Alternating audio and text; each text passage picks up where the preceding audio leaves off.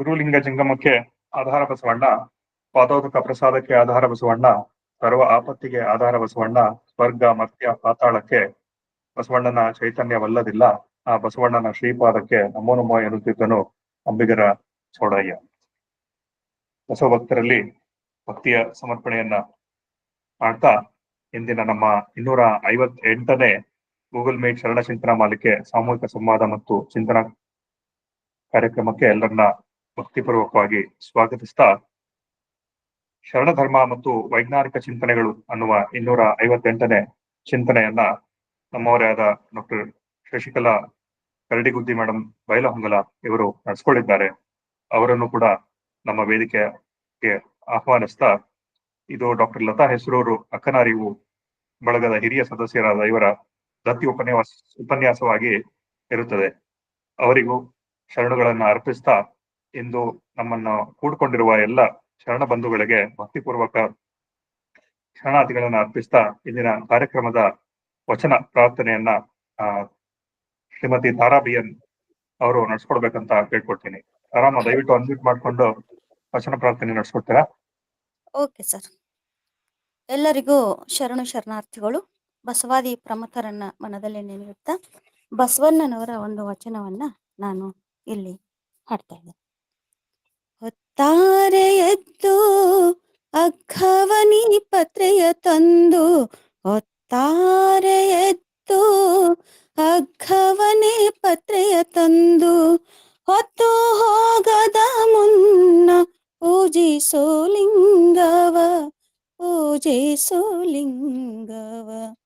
ಹೊತ್ತಾರೆ ಎದ್ದು ಅಗ್ಗವನಿ ಪತ್ರೆಯ ತಂದು, ಹೊತ್ತಾರೆ ಎದ್ದು ಅಗ್ಗವನೇ ಪತ್ರೆಯ ತಂದು, ಹೊತ್ತು ಹೋದ ಬಳಿಕ ನಿನ್ನನ್ನಾರು ಬಲ್ಲಾರೋ, ಹೊತ್ತು ಹೋದ ಬಳಿಕ ನಿನ್ನನ್ನಾರು ಬಲ್ಲಾರೋ, ಹೊತ್ತು ಹೋಗದ ಮುನ್ನ ಮೃತ್ಯುವಯ್ಯವ ಮುನ್ನ, ಹೊತ್ತು ಹೋಗದ ಮುನ್ನ ಮೃತ್ಯುವಯ್ಯದ ಮುನ್ನ, ತತ್ತು ಗೆಲಸುವ ಮಾಡು ಕೂಡಲ ಸಂಗಮ ದೇವನ ದೇವನ, ತತ್ತು ಗೆಲಸವ ಮಾಡು ಕೂಡಲ ಸಂಗಮ ದೇವನ ದೇವನ. ಹೊತ್ತಾರೆ ಎತ್ತು ಅಗ್ಗವನಿ ಪತ್ರೆಯ ತಂದು, ಹೊತ್ತಾರೆ ಎತ್ತು ಅಗ್ಗವನಿ ಪತ್ರೆಯ ತಂದು, ಹೊತ್ತು ಹೋಗದ ಮುನ್ನ ಪೂಜಿಸೋ ಲಿಂಗವ, ಪೂಜಿಸೋ ಲಿಂಗವ, ಪೂಜಿಸೋ ಲಿಂಗವ, ಪೂಜಿಸೋ ಲಿಂಗವ. ಧನ್ಯವಾದ.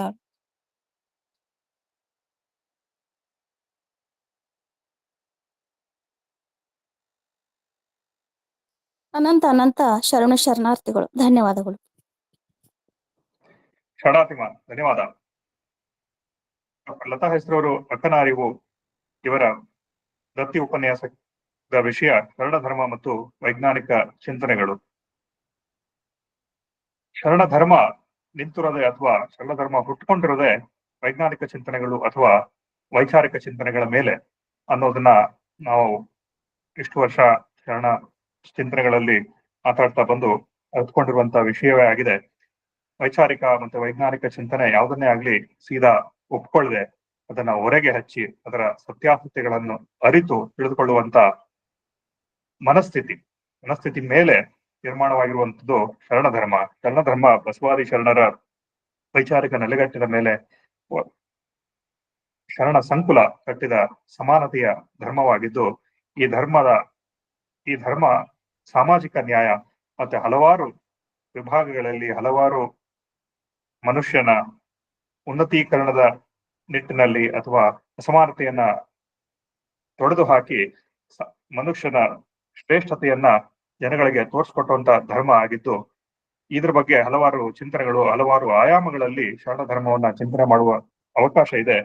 ಅದರಲ್ಲಿ ಮೂಲ ಬೇರು ಅಂದ್ರೂ ತಪ್ಪಾಗ್ಲಾರ್ದು ವೈಚಾರಿಕ ಚಿಂತನೆ ಮತ್ತು ವೈಜ್ಞಾನಿಕ ಚಿಂತನೆ ಶರಣ ಧರ್ಮದ ಮೂಲ ಉದ್ದೇಶ ಮೇಲೆ ನಿಂತಿರೋದು ನಿಂತಿರೋದ್ರ ಬಗ್ಗೆ ನಾವು ಇನ್ನೊಂದಷ್ಟು ಚಿಂತನೆ ನಡೆಸಬೇಕು ಅಂತ ತಿಳ್ಕೊಂಡಾಗ ನಮ್ಮವರೇ ಆದ ಡಾಕ್ಟರ್ ಶಶಿಕಲಾ ಕರಡಿಗುದ್ದಿ ಬೈಲಹೊಂಗಲ ಮೇಡಮ್ ಅವರು ಪ್ರೀತಿಯಿಂದ ಒಪ್ಕೊಂಡು ನಮಗೆ ಈ ಚಿಂತನೆ ನಡೆಸ್ಕೊಳ್ತೀನಿ ಅಂತ ಒಪ್ಕೊಂಡಿದ್ದಾರೆ. ಅವರು AB ಪಾಟೀಲ್ ಮಹಾವಿದ್ಯಾಲಯ ಬೈಲಹೊಂಗಲದಲ್ಲಿ ಸಹಾಯಕ ಪ್ರಾಧ್ಯಾಪಕರಾಗಿ ಸೇವೆಯನ್ನ ಸಲ್ಲಿಸ್ತಾ ಬಂದಿದ್ದಾರೆ.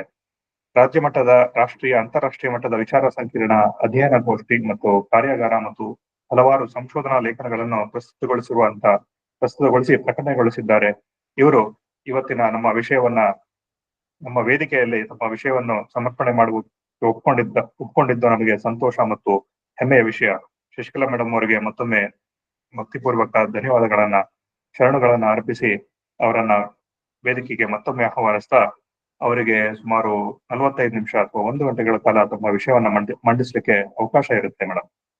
ಮುಂದುವರೆದು ಈ ವಿಷಯದ ಬಗ್ಗೆ ಹಲವಾರು ನಮ್ಮ ಶರಣ ಬಂಧುಗಳು ಅಧ್ಯಯನ ಪೂರ್ವಕರಾಗಿ ಓದ್ಕೊಂಡು ಬಂದಿರೋದ್ರಿಂದ ಅವರಿಗೆ ಒಂದು ಸಂವಾದಕ್ಕೆ ಅನುವನ್ನು ಮಾಡಿಕೊಡುವಂತ ವಿಚಾರವಾಗಿ ಈ ನಿಮ್ಮ ಚಿಂತನೆಯ ನಂತರ ಒಂದು 10-15 ನಿಮಿಷಗಳ ಕಾಲ ಏನಾದ್ರೂ ಪ್ರಶ್ನೋತ್ತರಗಳು ಅಥವಾ ಸಂವಾದಕ್ಕೆ ಅನುಕೂಲ ಇರುತ್ತೆ ಅಂತ ಹೇಳ್ತಾ, ಈಗ ಮುಂದಿನದಾಗಿ ಶಶಿಕಲಾ ಕರಡಿಗುದ್ದಿ ಮೇಡಮ್ ಅವರನ್ನ ಈ ನಮ್ಮ ಚಿಂತನೆ ನಡೆಸ್ಕೊಳ್ಳಿಕ್ಕೆ ಆಹ್ವಾನಿಸ್ತಿದ್ದೇನೆ. ಮತ್ತೊಮ್ಮೆ ಶರಣಾರ್ಥಿಗಳು.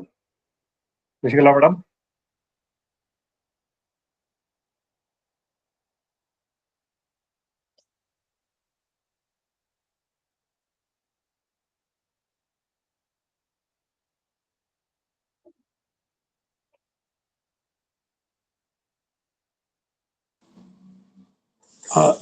ಡಾಕ್ಟರ್ ಶಶಿಕಲಾ ಮೇಡಮ್ ಅನ್ಮ್ಯೂಟ್ ಮಾಡ್ಕೊಂಡು ಮಾತಾಡಿದೆ.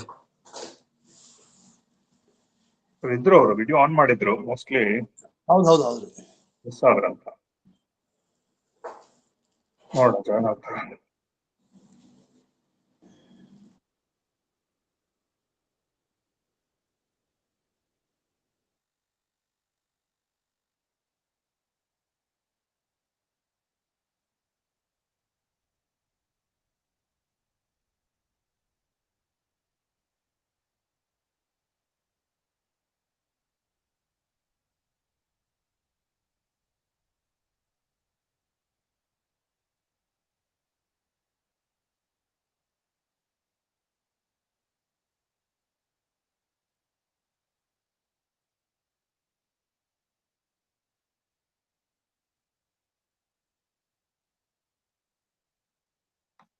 ಶಶಿಕಲಾ ಮೇಡಮ್ ಕೇಳ್ತಾ ಇದೆಯಾ? ಸರ್ ಇಲ್ಲ ಸರ್, ಸ್ವಲ್ಪ ನೆಟ್ವರ್ಕ್ ಇಶ್ಯೂ ಆಗಿತ್ತು ಸರ್. ಸಾರಿ. ಸರಿ ಮೇಡಮ್, ಆಗ್ಲಿ, ತೊಂದ್ರೆ ಇಲ್ಲ.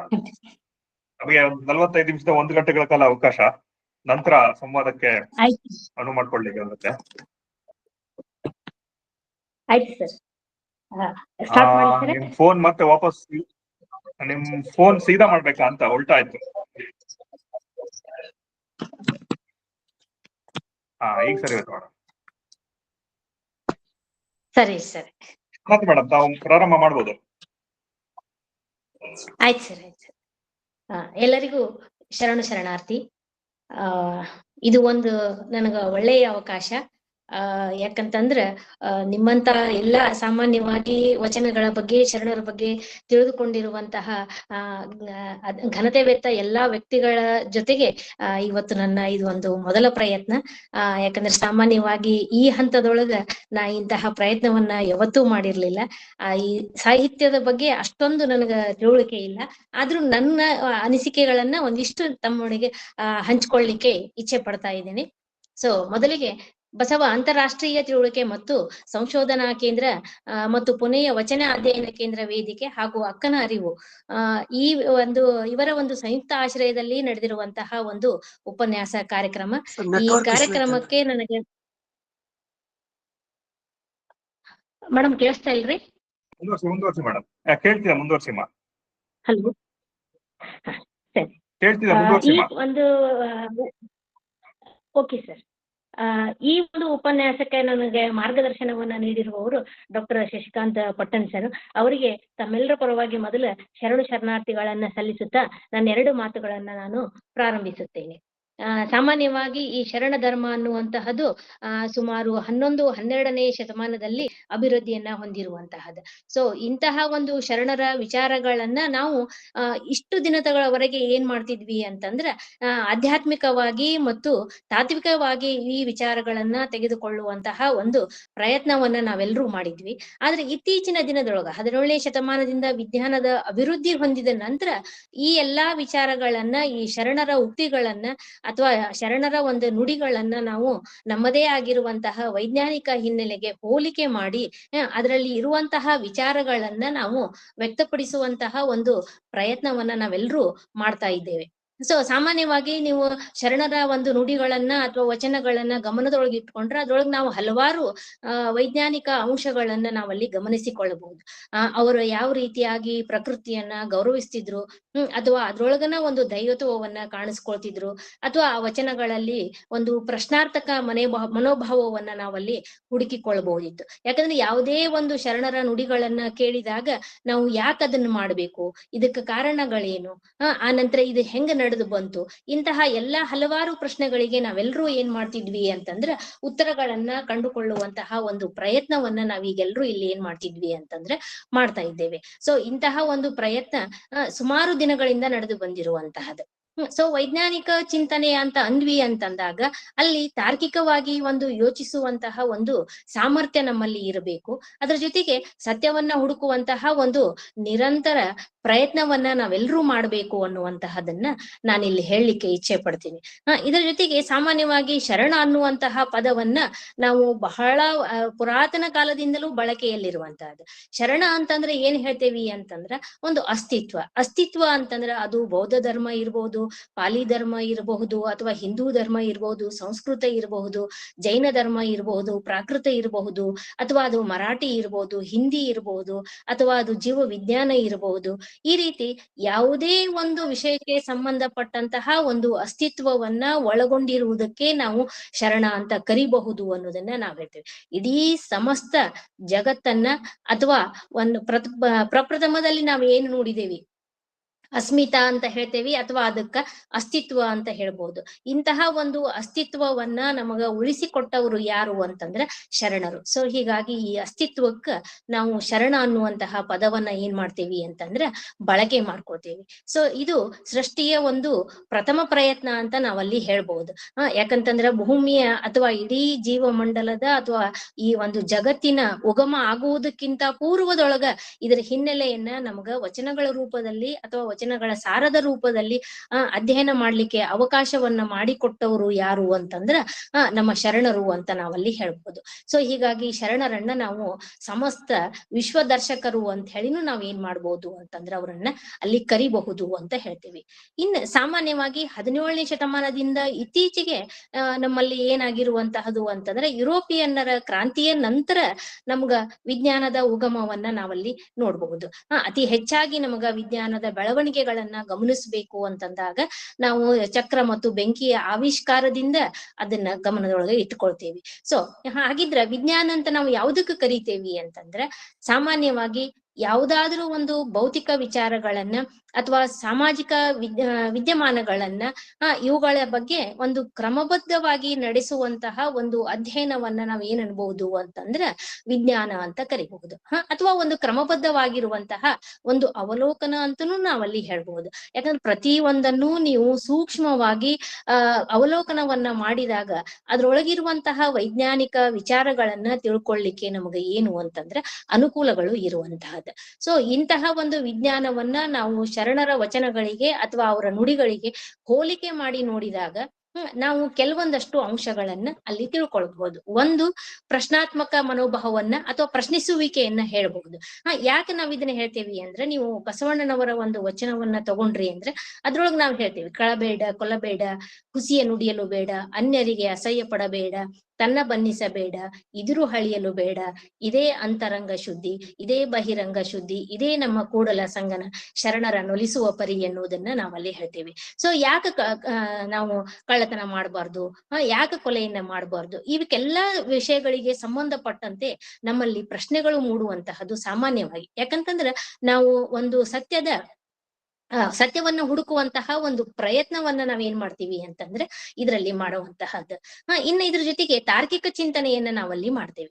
ತಾರ್ಕಿಕ ಚಿಂತನೆಯನ್ನ ನಾವು ಯಾಕೆ ಮಾಡ್ಬೇಕು ಅಂತಂದ್ರೆ ಯಾಕೆ ಈ ರೀತಿ ಘಟನೆಗಳು ನಡೀತಾವೆ, ಪ್ರಕೃತಿಯ ನಿಯಮಗಳನ್ನ ನೀವು ಸಾಮಾನ್ಯವಾಗಿ ಅನುಸರಿಸಿದ್ರಿ ಅಂತಂದ್ರೆ ಅಲ್ಲಿ ನಮಗ ಗೊತ್ತಾಗುವಂತಹ ವಿಚಾರಗಳು ಏನು ಅಂತಂದ್ರೆ ಸಮಾಜದ ಒಳಗ ನಾವು ಯಾವ ರೀತಿಯಾಗಿ ಇರಬೇಕು, ಪ್ರಕೃತಿಯನ್ನ ಯಾವ ರೀತಿಯಾಗಿ ಸಂರಕ್ಷಿಸಿಕೊಳ್ಳಬೇಕು, ಈ ಭೂಮಂಡಲಕ್ಕೂ ಮತ್ತು ಈ ವಚನಗಳಿಗೂ ಇರುವಂತಹ ಸಂಬಂಧ ಏನು ಅನ್ನೋದನ್ನ ನಾವ್ ಏನ್ ಮಾಡಬಹುದು ಅಂತಂದ್ರಲ್ಲಿ ತಿಳ್ಕೊಳ್ಬಹುದು ಅನ್ನೋದನ್ನ ನಾವಲ್ಲಿ ಹೇಳ್ತೇವೆ. ಸೊ ಹೀಗಾಗಿ ಇದರ ಜೊತೆಗೆ ನಾವು ಪ್ರಕೃತಿಯನ್ನ ಗೌರವಿಸಬೇಕು ಅನ್ನೋದನ್ನ ಹೇಳ್ತೇವೆ. ನೀವು ಅಕ್ಕ ಮಹಾದೇವರ ವಚನಗಳನ್ನ ಕೇಳಿದ್ರಿ ಅಂತಂದ್ರೆ ನಾವು ಎಷ್ಟ ಪ್ರಕೃತಿಯನ್ನ ಉಳಿಸ್ಕೊಬೇಕು. ಈಗ ವೈಜ್ಞಾನಿಕವಾಗಿ ನಾವ್ ಏನ್ ಮಾಡ್ತೇವಿ ಅಂತಂದ್ರೆ ಅದನ್ನ ಸಸ್ಟೈನೇಬಲ್ ಡೆವಲಪ್ಮೆಂಟ್ ಅನ್ನುವಂತಹ ಒಂದು ವಿಚಾರದ ಅಡಿ ಒಳಗ ನಾವು ಉಳಿಸ್ಕೊಳ್ಳಿಕ್ಕೆ ಪ್ರಯತ್ನವನ್ನ ಮಾಡ್ತೇವೆ. ಆದ್ರೆ ಇದೇ ವಿಚಾರಗಳನ್ನ 12ನೇ ಶತಮಾನದೊಳಗ ನಮ್ಮ ಶರಣರು ನಮಗ ಏನ್ ಮಾಡಿದ್ರು ಅಂತಂದ್ರೆ ಹೇಳಿಕೊಟ್ಟಿದ್ರು ಅನ್ನೋದನ್ನ ನಾವಲ್ಲಿ ಹೇಳ್ಬಹುದು. ಸೊ ಇನ್ನ ಸಾಮಾನ್ಯವಾಗಿ ನಾವು ಪ್ರಕೃತಿಯನ್ನ ಆರಾಧಿಸಬೇಕು ಅಂತಂದಾಗ ಏನಾಗಿರ್ತೈತಿ ಅಂದ್ರೆ ನಾವಿಲ್ಲದ ಪ್ರಕೃತಿಯನ್ನ ಉಳಿಸ್ಕೊಳ್ಳಿಕ್ಕೆ ಇರುವಂತಹದ ಯಾಕಂದ್ರೆ ಪ್ರಕೃತಿಗೆ ನಮ್ಮ ಒಂದು ಅವಶ್ಯಕತೆ ಇಲ್ಲ ಅಂತ ಹೇಳ್ಬಹುದು. ಆದ್ರ ನಾವು ಪ್ರಕೃತಿಯ ಒಂದು ಭಾಗ, ನಾವು ಪ್ರಕೃತಿ ಇರ್ಲಾರ್ದ ಬದುಕ್ಲಿಕ್ಕೆ ಆಗಂಗಿಲ್ಲ ಅನ್ನುವಂತಹ ವಿಚಾರಗಳನ್ನ ನಾವು ಈ ಶರಣರ ನುಡಿಗಳಲ್ಲಿ ನೋಡಬಹುದು ಅನ್ನೋದನ್ನ ಹೇಳ್ತೇವೆ. ಅದಕ್ಕಾಗಿ ಅವ್ರು ಹೇಳ್ತಾರೆ ಏನು ಅಂತಂದ್ರೆ ಸಾಮಾನ್ಯವಾಗಿ ಕಾಣುವುದೆಲ್ಲ ಕೈಲಾಸ, ಕೇಳುವುದೆಲ್ಲ ಶಿವನ ನಾಮ ಅನ್ನುವಂತಹ ಒಂದು ಅಲ್ಲಮ ಪ್ರಭುವಿನ ವಚನವನ್ನ ನೀವು ತಗೊಂಡ್ರಿ ಅಂತಂದ್ರೆ ಅಲ್ಲಿ ನಾವು ತಾರ್ಕಿಕತೆ ಯಾವ ರೀತಿಯಾಗಿ ಇರುವಂತಹದ, ಸೊ ಕೈಲಾಸ ಅಂದ್ರೆ ಎಷ್ಟು ದೊಡ್ಡದು ಇರುವಂತಹದ್ದು, ಆ ನಂತರ ಅದು ಎಲ್ಲಿರುವಂತಹದ, ಹೇಗೆ ಇರುವಂತಹದ್ದು, ಆ ನಂತರ ಇದಕ್ಕೆ ಕಾರಣಗಳೇನು ಮುಂತಾದ ವಿಚಾರಗಳನ್ನ ನಾವ್ ಏನ್ ಮಾಡ್ಬಹುದು ಅಂತಂದ್ರೆ ಈ ಶರಣರ ನುಡಿಗಳಲ್ಲಿ ನಾವಲ್ಲಿ ತಿಳ್ಕೊಳ್ಬಹುದು ಅನ್ನುವಂತಹದನ್ನ.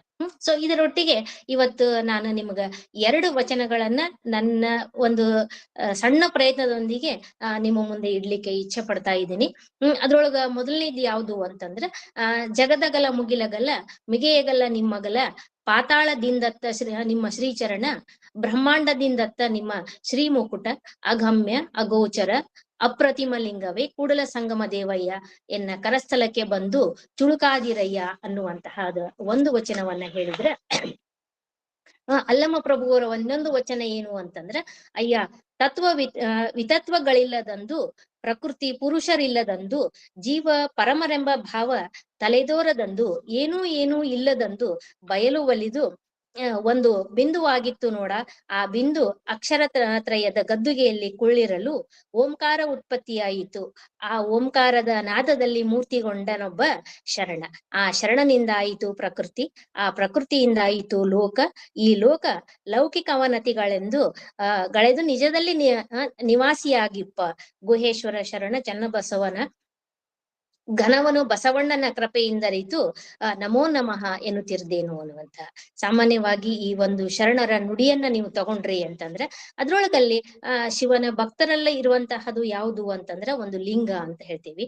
ಸೊ ಈ ಲಿಂಗ ಅನ್ನುವಂತಹದ್ದು ಅದನ್ನ ಸಾಮಾನ್ಯವಾಗಿ ನಾವು ಒಂದು ಮೂರ್ತಿ ಅಂತ ಆರಾಧಿಸುವಂತಹದಲ್ಲ, ಅದು ಒಂದು ಅಮೂರ್ತದ ಸಂಕೇತ. ಇತ್ತೀಚೆಗೆ ಒಂದು ನ್ಯೂಕ್ಲಿಯರ್ ರಿಯಾಕ್ಟರ್ ಒಳಗೂನು ಏನು ಅಂತಂದ್ರೆ ಈ ಲಿಂಗದ ಒಂದು ಸಂಕೇತವನ್ನ ಇಟ್ಕೊಂಡನ್ನ ನಾವು ಕಾರ್ಯಾಚರಣೆಯನ್ನ ನಡೆಸುವಂತಹದನ್ನ ಅಲ್ಲಿ ಗಮನಿಸಬಹುದು ಅನ್ನೋದನ್ನ ನಾವಲ್ಲಿ ಹೇಳ್ತೇವೆ. ಯಾಕಂತಂದ್ರ ಇದು ನಮ್ಮ ಅಂಗೈಲಿರುವಂತಹ ಲಿಂಗ ಬರೀ ಲಿಂಗ ಅಂತ ಅಲ್ಲ, ಅದು ಅಂಗೈ ಅಗಲ ಅಂತ ಅನ್ಕೊಳಂಗಿಲ್ಲ. ಅದು ಭೂಮಿ ಅಗಲ, ಆಕಾಶದಷ್ಟು ಅಗಲ, ಇನ್ನೂ ಅಗಲ, ಶಿವನಗಲವೆಂದು ನಾವ್ ಏನ್ ಮಾಡ್ಬಹುದು ಅಂತಂದ್ರೆ ಹೇಳ್ಬಹುದು. ಯಾಕೆ ನಾವ್ ಇದನ್ನ ಹೋಲಿಕೆ ಮಾಡ್ತೇವಿ ಅಂತಂದ್ರೆ ಸಾಮಾನ್ಯವಾಗಿ ಇಡೀ ಬ್ರಹ್ಮಾಂಡವನ್ನ ನಾವು ಗಮನದೊಳಗೆ ಇಟ್ಕೊಂಡ್ರೆ ಬ್ರಹ್ಮಾಂಡದ ಒಂದು ಪರಿಕಲ್ಪನೆಯನ್ನ ಮೊಟ್ಟ ಮೊದಲು ನಮ್ಗ ಹೇಳಿಕೊಟ್ಟವರು ಯಾರು ಅಂತಂದ್ರೆ ಈ ಶಿವಭಕ್ತರು ಅಥವಾ ಶರಣರು ಅಂತ ನಾವಲ್ಲಿ ಹೇಳ್ಬಹುದು. ಒಂದು ಅಂತ್ಯವಿಲ್ಲದಿರುವಂತಹದ್ದು ಅಥವಾ ಅದರ ಒಂದು ವಿರಾಟ ಶಕ್ತಿಯನ್ನ ನಾವು ನೋಡಿದ್ವಿ ಅಂತಂದ್ರೆ ಈ ಬ್ರಹ್ಮಾಂಡದ ಒಂದು ಪರಿಕಲ್ಪನೆ ನಮ್ಗ ಎಷ್ಟರ ಮಟ್ಟಿಗೆ ಬರ್ಲಿಕ್ಕೆ ಸಾಧ್ಯತೆಗಳು ಅನ್ನೋದನ್ನ ನಾವಲ್ಲಿ ಅವಲೋಕನವನ್ನ ಮಾಡಬಹುದು ಅಂತ ಹೇಳ್ತೀವಿ. ಸೊ ಈ ಬ್ರಹ್ಮಾಂಡದ ಪರಿಕಲ್ಪನೆಯನ್ನ ನಾವು ಈ 17ನೇ ಶತಮಾನದಿಂದ ಇತ್ತೀಚೆಗೆ ವಿಜ್ಞಾನದೊಳಗ ನಾವಲ್ಲಿ ಓದುವಂತಹದ. ಯೂನಿವರ್ಸ್ ಅಂದ್ರೆ ಏನು, ಎಷ್ಟು ಅದಾವ ಅದ್ರೊಳಗ, ಯಾವ್ಯಾವ ನಕ್ಷತ್ರಗಳದಾವ, ನಮಗ ಸಮೀಪ ಇರುವಂತಹ ಒಂದು ನಕ್ಷತ್ರ ಯಾವುದು, ಆ ನಂತರ ಈ ಎಲ್ಲಾ ನಕ್ಷತ್ರಗಳು ಒಂದಕ್ಕೊಂದು ಸಂಬಂಧ ಇಲ್ದ ಯಾವ ರೀತಿಯಾಗಿ ತೇಲ್ತಿರಬಹುದು ಅನ್ನುವಂತಹದನ್ನ ನಾವು ಖಗೋಳ ವಿಜ್ಞಾನದೊಳಗ ಏನ್ ಮಾಡ್ತೇವಿ ಅಂತಂದ್ರೆ ಅಧ್ಯಯನವನ್ನ ಮಾಡುವಂತಹದ್ದು. ಸೊ ಈ ಬ್ರಹ್ಮಾಂಡ ಬ್ರಹ್ಮಾಂಡಕ್ಕೆ ಸಂಬಂಧಪಟ್ಟಂತಹ ಒಂದು ಸಿದ್ಧಾಂತವನ್ನ ನಾವಲ್ಲಿ ಹೇಳ್ತೀವಿ. ಅದನ್ನ ನಾವು ಬಿಗ್ ಬ್ಯಾಂಗ್ ಥಿಯರಿ ಅಥವಾ ಬಿಗ್ ಬ್ಯಾಂಗ್ ಸಿದ್ಧಾಂತ ಅಂತ ನಾವಲ್ಲಿ ಹೇಳ್ಬೋದು.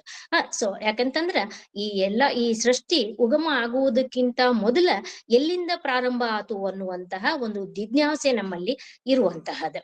ಯಾಕಂತಂದ್ರೆ ಇದು ಒಂದು ಬಿಂದುವಿನಿಂದ ಪ್ರಾರಂಭವಾಗಿರುವಂತಹದ್ದು ಅಂತ ನಾವಲ್ಲಿ ಹೇಳ್ತೇವೆ. ಇದು ಒಂದು ಕಲ್ಲು ಅಲ್ಲ, ಒಂದು ಶೂನ್ಯನೂ ಅಲ್ಲ, ಒಂದು ಸಣ್ಣ ಬಿಂದುವಿನಿಂದ ಉಗಮಗೊಂಡಿರುವುದು ಯಾವುದು ಅಂತಂದ್ರೆ ಬ್ರಹ್ಮಾಂಡ ಅಂತ ನಾವಲ್ಲಿ ಹೇಳುವಂತಹದ್ದು. ಸುಮಾರು ಶತಕೋಟಿ ವರ್ಷಗಳಷ್ಟು ವೇಗವಾಗಿ ಜ್ಯೋತಿರ್ವರ್ಷಗಳನ್ನ ನಾವ್ ಏನ್ ಮಾಡ್ತೇವಿ ಅಂತಂದ್ರೆ ಅಧ್ಯಯನವನ್ನ ಮಾಡುವಂತಹದ್ದು.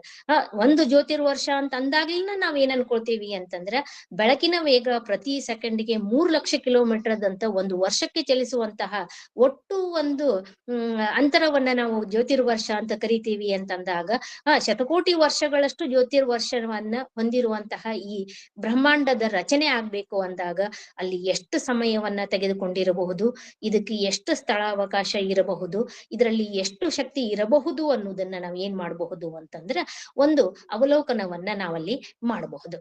ಸೊ ಈ ಒಂದು ಅವಲೋಕನಕ್ಕಾಗಿನ ಒಬ್ಬ ವಿಜ್ಞಾನಿಗಳು ಏನ್ ಮಾಡಿರ್ತಾರೋ ಅಂತಂದ್ರೆ ಈ ಬ್ರಹ್ಮಾಂಡದ ಒಂದು ಪರಿಕಲ್ಪನೆಯನ್ನ ಈ ಒಂದು ವಚನದ, ಯಾಕಂದ್ರೆ ಜಗದಗಲ ಮಿಗಿಲಗಲ ಅಂತ ಹೇಳ್ತೇವಿ ಅಂದ್ರೆ ನಮ್ಮ ಕಣ್ಣಿಗೆ ಎಷ್ಟು ನೋಡ್ಲಿಕ್ಕೆ ಸಾಧ್ಯತೆಗಳದಾವ.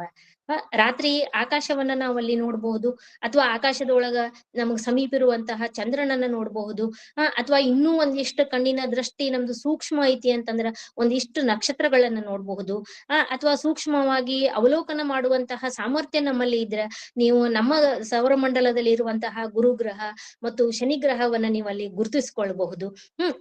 ಇದು ನಮ್ಮ ಮಿತಿಗೆ ಅಥವಾ ನಮ್ಮ ಕಣ್ಣಿಗೆ ಕಾಣಿಸುವಂತಹದ್ದು ಅಂತ ನಾವಲ್ಲಿ ಹೇಳುವಂತಹದ್ದು. ಸೊ ಇದೇ ಒಂದು ವಿಚಾರವನ್ನ ನಾವು ಹಿನ್ನೆಲೆಯನ್ನ ಬೇರೆ ಬೇರೆ ದೃಷ್ಟಿಕೋನವನ್ನ ಇಟ್ಕೊಂಡ ನಾವು ಅದನ್ನಲ್ಲಿ ವಿಚಾರ ಮಾಡಿದ್ರೆ ಏನೇನು ಉದ್ಭವ ಆಗಬಹುದು ನಮ್ಮಲ್ಲಿ ಅನ್ನೋದನ್ನ. ಯಾಕಂದ್ರೆ ಒಂದು ಈ ಅಗಮ್ಯ ಮತ್ತು ಅಗೋಚರ ಅಂತ ಹೇಳ್ತೀವಿ. ಸೊ ಇದಕ್ಕ ಏನೇನು ಹೋಲಿಕೆಗಳನ್ನ ನಾವಲ್ಲಿ ಮಾಡಬಹುದು. ಸಾಮಾನ್ಯವಾಗಿ ನಮ್ಮಿಂದ ಸಂಪೂರ್ಣವಾಗಿ ಹೋಲಿಕೆ ಮಾಡ್ಲಿಕ್ಕೆ ಸಾಧ್ಯತೆಗಳು ಇಲ್ಲ ಅಂತಂದ್ರೂ ನಾವ್ ಏನ್ ಮಾಡ್ಬೋದು ಅಂತಂದ್ರೆ ಸಮಾನಾಂತರವಾಗಿ ಅದಕ್ಕೆ ಬೇಕಾಗಿರುವಂತಹ ಉದಾಹರಣೆಗಳನ್ನ ಕೊಟ್ಟ ನಾವಲ್ಲಿ ಹೋಲಿಕೆಯನ್ನ ಮಾಡಬಹುದು ಅನ್ನೋದನ್ನ ನಾವಲ್ಲಿ ಹೇಳ್ತೇವೆ. ಸೊ ಅದಕ್ಕಾಗಿ ಒಬ್ಬ ವಿಜ್ಞಾನಿ ಅವ್ರನ್ನ ನಾವು ನ್ಯೂಕ್ಲಿಯರ್ ಪಿತಾಮಹ ಅಂತ ಹೇಳಿ ಕರೆಯುವಂತವ್ರು. ಸೊ ಅವರು ಎನ್ರಿಕೋ ಫರ್ಮಿ ಅನ್ನುವಂತಹ ಒಬ್ಬ ವಿಜ್ಞಾನಿ. ಆ ವಿಜ್ಞಾನಿಯ ಒಂದು ವಿಚಾರ ಏನಿತ್ತು ಅಂತಂದ್ರ 1950 ಒಳಗ 1950ನೇ ಇಸ್ವಿ ಒಳಗ ಅವರು ಅಣುಬಾಂಬುಗಳನ್ನ ತಯಾರು ಮಾಡುವಾಗ ಅದರ ಒಂದು ಕೇಂದ್ರದೊಳಗ ಕಾರ್ಯವನ್ನ ನಿರ್ವಹಿಸ್ಬೇಕು ಅನ್ನುವಂತಹ ಒಂದು ಸಂದರ್ಭದೊಳಗ ಏನಾಗ್ತೈತಿ ಅಂತಂದ್ರ ಮಧ್ಯಾಹ್ನದ ಹೊತ್ತಿನೊಳಗ ಅವ್ರೆಲ್ರೂ ಅಲ್ಲಿ ಊಟಕ್ಕೆ ಕುಳಿತುಕೊಂಡಿರ್ತಾರ. ಸೊ ಊಟಕ್ಕೆ ಕುಳಿತುಕೊಂಡಾಗ ಅವನ ತಲೆ ಒಳಗೆ ಇದ್ದಕ್ಕಿದ್ದಂಗ ಒಂದು ಪ್ರಶ್ನೆ ಬಂದ್ಬಿಡ್ತೈತಿ. ಏನು ಅಂತಂದ್ರ ವೇರ್ ಈಸ್ ಎವ್ರಿಬಡಿ ಅಂತ ಕೇಳ್ತಾರ. ಸೊ ಸಾಮಾನ್ಯವಾಗಿ ನಾವು ಸಾಮಾನ್ಯ ಮನುಷ್ಯರು ಅಂತ ಅನ್ಕೊಂಡ್ವಿ ಅಂತಂದ್ರೆ ವೇರ್ ಈಸ್ ಎವ್ರಿಬಡಿ ಅಂತಂದ್ರೆ ನಾವ್ ಏನ್ ಉತ್ತರ ಕೊಡ್ತೇವಿ ಅಂತಂದ್ರೆ ನಮ್ಮ ಜೊತೆಗಿರೋರು ಇಲ್ಲಿ ಎಲ್ಲಿ ಇರಬಹುದು, ಅಥವಾ ಎಲ್ಲೋ ಹೊರಗೆ ಹೋಗಿರಬಹುದು, ಏನ್ ಮಾಡ್ತಿರಬಹುದು, ಇಂತಹ ಒಂದಿಷ್ಟು ಉತ್ತರಗಳನ್ನ ನಾವಲ್ಲಿ ಕೊಡ್ತೀವಿ. ಆದ್ರ ಎನ್ರಿಕೋ ಫರ್ಮಿ ಅವರ ವಿಚಾರ ಅದಾಗಿರ್ಲಿಲ್ಲ. ಅಂದ್ರ ನಮ್ಮ ಭೂಮಿಯನ್ನ ಹೊರತುಪಡಿಸಿ, ನಮ್ಮ ಭೂಮಿಯ ಮೇಲಿರುವಂತಹ ಮನುಷ್ಯರನ್ನ ಹೊರತುಪಡಿಸಿ ಇಡೀ ಬ್ರಹ್ಮಾಂಡದೊಳಗ ಇರುವ ಇತರೆ ಗ್ರಹಗಳಾಗ್ಲಿ ಅಥವಾ ಉಪಗ್ರಹಗಳಾಗ್ಲಿ ನಕ್ಷತ್ರಗಳಾಗ್ಲಿ ಅವರೆಲ್ಲ ಎಲ್ಲಿ ಇರಬಹುದು, ನಮ್ಮಂಗ ಇನ್ನೊಂದು ಗ್ರಹದೊಳಗ ಜನರ ಅದಾರ ಏನು ಅನ್ನುವಂತಹ ಒಂದು ದೃಷ್ಟಿಕೋನವನ್ನ ಇಟ್ಕೊಂಡು ಅವಾಗ ಏನ್ ಮಾಡ್ತಾರ, ಅವರಲ್ಲಿ ವಿಚಾರ ಮಾಡ್ತಾರ. ಸೊ ಅದನ್ನ ಅವರು ವೈಜ್ಞಾನಿಕವಾಗಿ ಮತ್ತು ತಾತ್ವಿಕವಾಗಿ ಆ ಪ್ರಶ್ನೆಯನ್ನ ಕೇಳುವಂತಹದ್ದು. ಸೊ ಹೀಗಾಗಿ ಇದೇ ಒಂದು ಪ್ರಶ್ನೆ ಅನೇಕ ಚಿಂತನೆಗಳನ್ನ ಮಾಡ್ತೈತಿ ಅಂತಂದ್ರೆ ವಿಜ್ಞಾನಿಗಳಲ್ಲಿ ಹುಟ್ಟು ಹಾಕುವಂತಹದ್ದು. ಸೊ ಹೀಗಾಗಿ ಆ ಎಲ್ಲಾ ಚಿಂತನೆಗಳಿಗೆ ನಾವ್ ಈಗ ಏನಂತ ಕರಿತೇವಿ ಅಂತಂದ್ರೆ ಸಾಮಾನ್ಯವಾಗಿ ಫರ್ಮಿ ಪ್ಯಾರಾಡಾಕ್ಸ್ ಅಂತ ಹೇಳಿ ನಾವಲ್ಲಿ ಕರೆಯುವಂತಹದ್ದು. ಈಗ್ಲೂ ನಾವು ಅದನ್ನ ಏನ್ ಮಾಡ್ತೇವಿ ಅಂತಂದ್ರೆ ಪ್ಯಾರಾಡಾಕ್ಸ್ ಸಿದ್ಧಾಂತ ಅಂತ ನಾವು ಓದುವಂತಹದ್ದು. ಸಾಮಾನ್ಯವಾಗಿ ಪ್ಯಾರಾಡಾಕ್ಸ್ ಅಂತ ನಾವು ಯಾವ್ದಕ್ ಹೇಳ್ತೇವಿ ಅಂತಂದ್ರೆ ನಮ್ಮ ಸಾಮಾನ್ಯವಾಗಿರುವಂತಹ ತರ್ಕಕ್ಕೆ ನಿಲುಕಲಾಗಿರುವಂತಹ ಒಂದು ಸ್ಥಿತಿಗೆ ನಾವೇನ್ ಹೇಳ್ತೇವಿ ಅಂತಂದ್ರೆ ಪ್ಯಾರಾಡಾಕ್ಸ್ ಅಂತ ನಾವಲ್ಲಿ ಹೇಳುವಂತಹದ್ದು. ಸೊ ಈ ಒಂದು ದೃಷ್ಟಿಕೋನವನ್ನ ಇಟ್ಕೊಂಡ ನಾವು ಈ ಶರಣರ ನುಡಿಗಳಿಗೆ ಇದನ್ನ ಹೋಲಿಕೆ ಮಾಡಿದ್ರ ಬ್ರಹ್ಮಾಂಡ ಎಷ್ಟು ದೊಡ್ಡದು ಇರಬಹುದು, ನಮ್ಮಲ್ಲಿ ಒಂದ ಭೂಮಿ ಐತೆನ, ಅಥವಾ ಇದ್ರೊಳಗಷ್ಟ ಮನುಷ್ಯರದಾರೇನ, ಹಂಗ ನಮ್ಗ ನಂಬ್ಲಿಕ್ಕೆ ಸಾಧ್ಯತೆಗಳು ಇಲ್ಲ.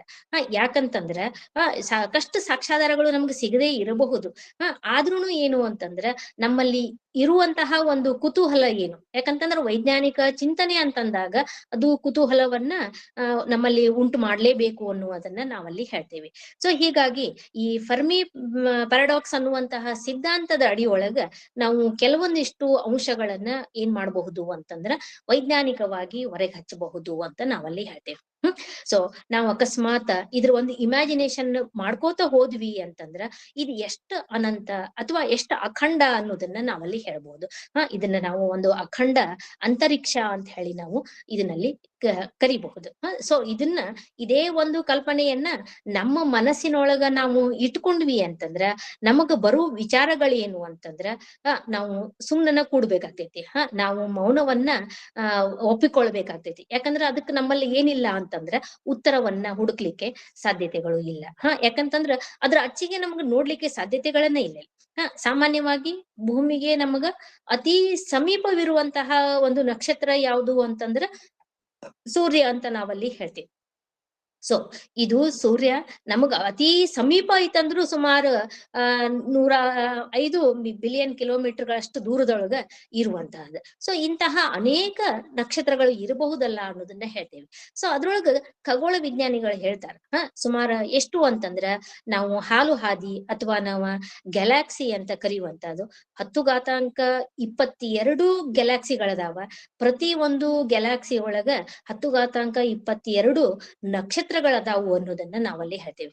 ಹಂಗಿದ್ದಾಗ ನಮ್ಮ ಅಸ್ತಿತ್ವ ಎಷ್ಟು ಅನ್ನೋದನ್ನ ನಾವಲ್ಲಿ ವಿಚಾರ ಮಾಡ್ಲೇಬೇಕು. ಯಾಕಂತಂದ್ರ ನಾವು ಇದ್ರೊಳಗ ಒಂದು ಅಸ್ತಿತ್ವ ಅನ್ನುವಂತಹ ಪದ ಬಳಕೆ ಮಾಡ್ಕೊಳ್ತೇವಿ ಅಂತಂದ್ರ ನಾವೆಲ್ಲಿದ್ದೇವೆ ಅಂತ ನಾವು ವಿಚಾರ ಮಾಡ್ಲೇಬೇಕಾಗಿರುವಂತಹದ್ದು. ಯಾಕಂದ್ರೆ ನಾವು ಉಳಿದೆಲ್ಲಾ ಗ್ರಹಗಳನ್ನಾಗ್ಲಿ ಅಥವಾ ನಕ್ಷತ್ರಗಳನ್ನಾಗ್ಲಿ ಅದರ ಒಂದು ಕಲ್ಪನೆಯನ್ನ ನಾವು ತಲೆ ಒಳಗ ಇಟ್ಕೊಂಡ್ವಿ ಅಂತಂದ್ರ ಅಲ್ಲಿ ಮನುಷ್ಯರು ಇರಬಹುದೇನು, ಅಥವಾ ಅವ್ರು ನಮ್ಮಂಗ ಅದಾರೋ ಇಲ್ಲೋ, ನಮ್ಗಿಂತ ಯಾವ ರೀತಿ ಅವರು ಭಿನ್ನವಾಗಿ ಅದಾರ. ಆಮೇಲೆ ಇಷ್ಟು ವರ್ಷ ಎಲ್ಲ ಹುಡುಕಾಡಿದ್ರು ಇಷ್ಟೆಲ್ಲಾ ವೈಜ್ಞಾನಿಕ ತಂತ್ರಜ್ಞಾನ ಬೆಳವಣಿಗೆ ಹೊಂದೈತಿ ಅಂತಂದ್ರು ನಮ್ಗೆ ಯಾಕೆ ಅವರನ್ನ ನೋಡ್ಲಿಕ್ಕೆ ಸಾಧ್ಯತೆಗಳಿಲ್ಲ, ಅಥವಾ ಅವರಿಂದ ನಮ್ಮನ್ನ ನೋಡಾಕ ಯಾಕೆ ಸಾಧ್ಯತೆಗಳಿಲ್ಲ. ಇಂತಹ ಅಥವಾ ಅವ್ರು ಯಾವುದೇ ಒಂದು ಸಿಗ್ನಲ್ಗಳನ್ನ, ಈಗ ನಾವು ಸಿಗ್ನಲ್ಗಳನ್ನ ಯಾವ ರೀತಿ ನೋಡ್ಕೊಳ್ತೇವಿ ಅಂತಂದ್ರ ಒಂದು ರೇಡಿಯೋ ಸಿಗ್ನಲ್ಗಳನ್ನ ಅಧ್ಯಯನ ಮಾಡುವಂತಹ ಒಂದು ವ್ಯವಸ್ಥೆ ಇರುವಂತಹದ, ಅಥವಾ ಒಂದು ಟಿವಿ ಸಿಗ್ನಲ್ಗಳನ್ನ, ಅಥವಾ ಕೆಲವೊಂದಷ್ಟು ರಡಾರ್ ಸಿಗ್ನಲ್ಗಳನ್ನ ಓದುವಂತಹದ್ದು ನಮಗ ಗೊತ್ತಿರುವಂತಹದ. ಇವುಗಳನ್ನ ನಾವು ರಿಸೀವ್ ಹೆಂಗ್ ಮಾಡ್ಕೊಳ್ತೇವಿ ಅನ್ನುವಂತಹ ಒಂದು ತಂತ್ರಜ್ಞಾನವನ್ನ ನಾವಲ್ಲಿ ಅಭಿವೃದ್ಧಿ ಪಡಿಸಿದೀವಿ. ಆದ್ರೆ ಈ ತಂತ್ರಜ್ಞಾನಕ್ಕೂ ನಿಲುಕಲಾಗಿರುವಂತಹ ಒಂದು ತಂತ್ರಜ್ಞಾನ ಅವರಲ್ಲಿ ಇರಬಹುದೇನು. ಇದನ್ನ ಒಂದು ಊಹೆಯನ್ನ ನಾವ್ ಏನ್ ಮಾಡ್ಬೋದು ಅಂತಂದ್ರ, ನೀವು ಒಂದು PK ಸಿನಿಮಾ ನೋಡಿದ್ರಿ ಅಂತಂದ್ರ ಅದ್ರೊಳಗ ಈ ಒಂದು ಪಾತ್ರವನ್ನ ಬೇರೆ ಅನ್ಯ ಗ್ರಹದಿಂದ ಬಂದಿರುವಂತಹ ಜೀವಿ ಯಾವ ರೀತಿ ಇರಬಹುದು ಅಂತ ಅನ್ನೋದನ್ನ ಒಂದು ಕಾಲ್ಪನಿಕವಾಗಿ ನಾವು ಅದರಲ್ಲಿ ತೋರಿಸಿಕೊಟ್ಟಿರುವಂತಹದ್ದು.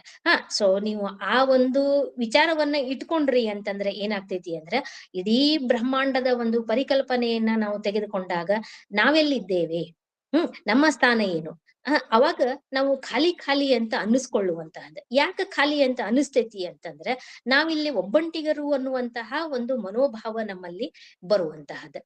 ಯಾಕಂತಂದ್ರ ಉಳಿದು ಯಾವ್ದನ್ನು ನೋಡ್ಲಿಕ್ಕೆ ಏನಿಲ್ಲ ಅಂದ್ರ ನಮ್ಮಿಂದ ಸಾಧ್ಯ ಇಲ್ಲ ಅನ್ನೋದನ್ನ ನಾವಲ್ಲಿ ಹೇಳ್ಬೋದು.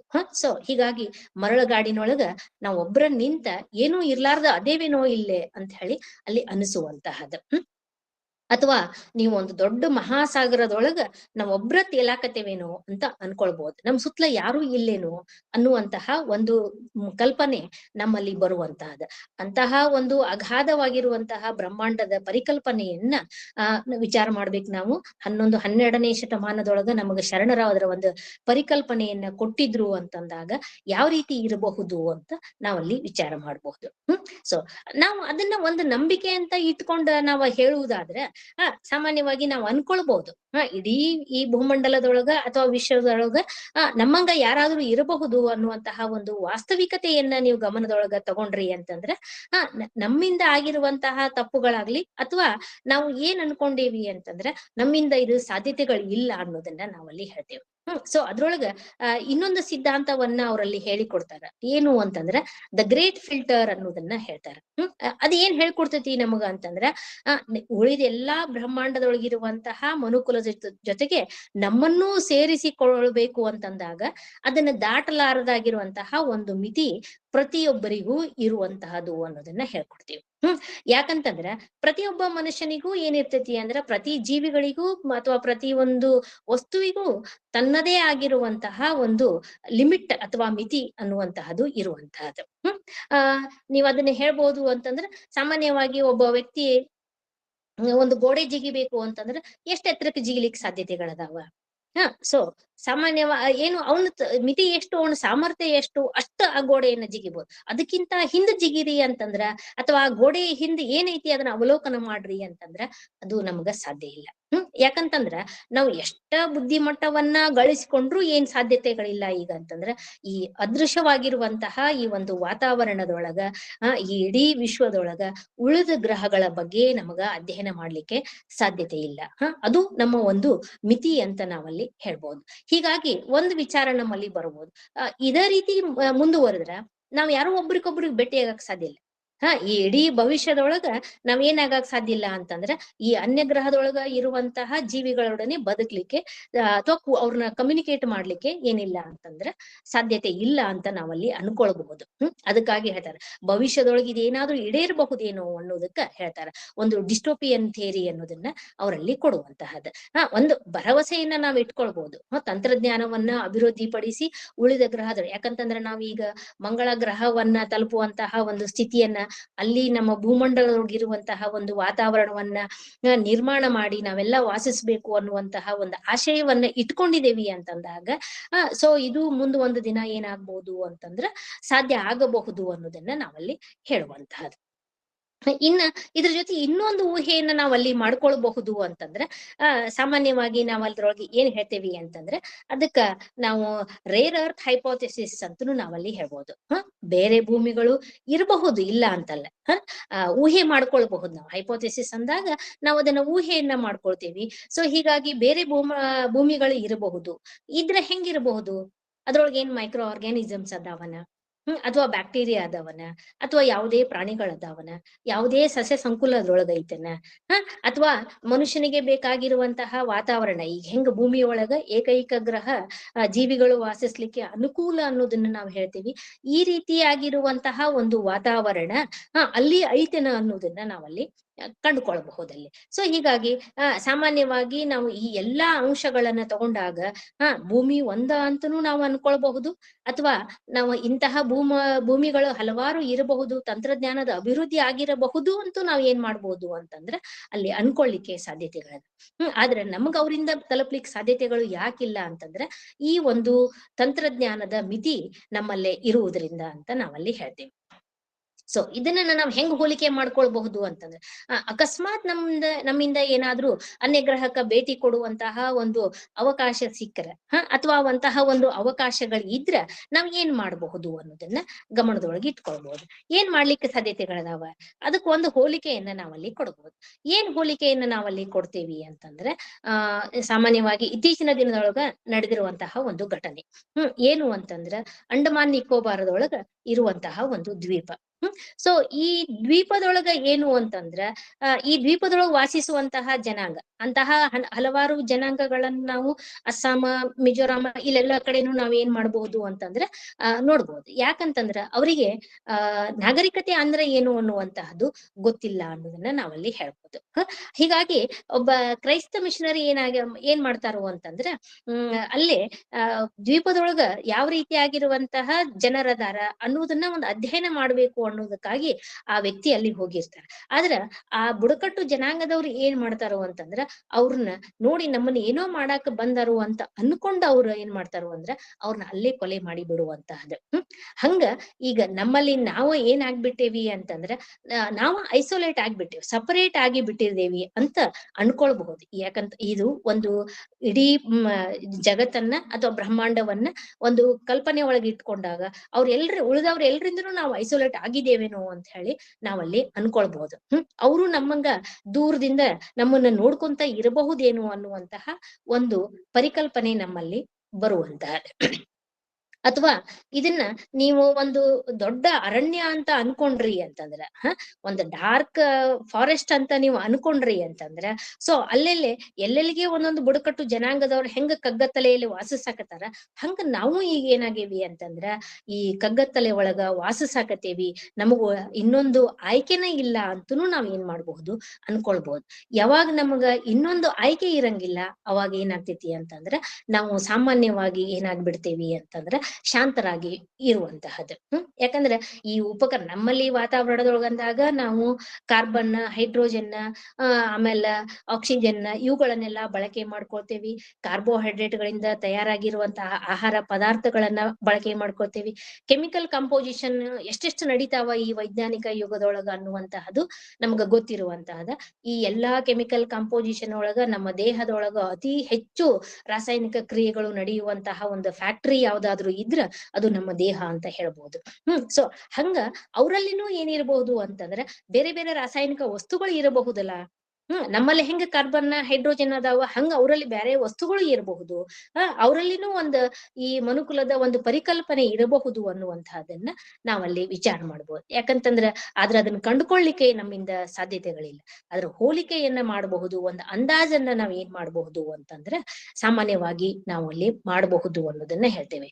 ಸೊ ಆದ್ರೂ ನಾವ್ ಏನ್ ಮಾಡ್ಬೋದು ಅಂದ್ರೆ ಬ್ರಹ್ಮಾಂಡದೊಳಗ ನಾವೆಲ್ಲರೂ ವಾಸಿಸಿದಾಕತ್ತೇವಿ ಅಂತಂದ್ರ ನಾವು ಬ್ರಹ್ಮನಿಂದ ಆಯ್ಕೆಗೊಳಪಟ್ಟವರು ಅಂತನೂ ಅನ್ಕೊಳ್ಬಹುದ.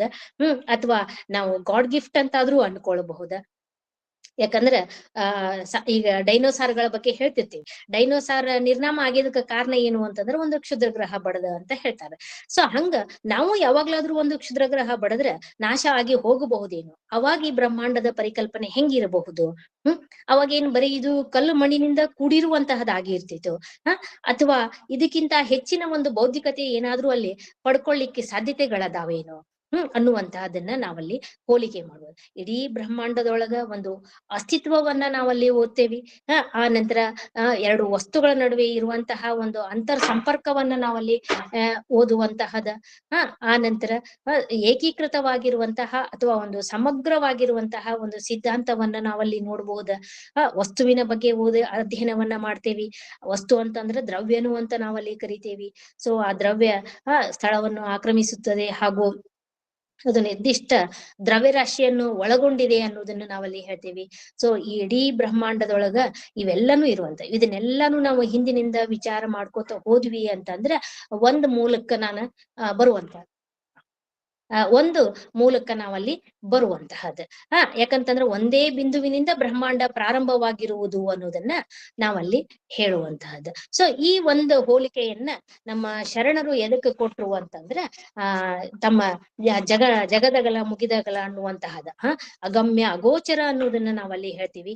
ಯಾಕಂದ್ರೆ ನಮ್ಮಿಂದ ನೋಡ್ಲಿಕ್ಕೆ ಸಾಧ್ಯತೆಗಳು ಇಲ್ಲ ಅನ್ನೋದನ್ನ ನಾವಲ್ಲಿ ಹೇಳುವಂತಹದ್ದು.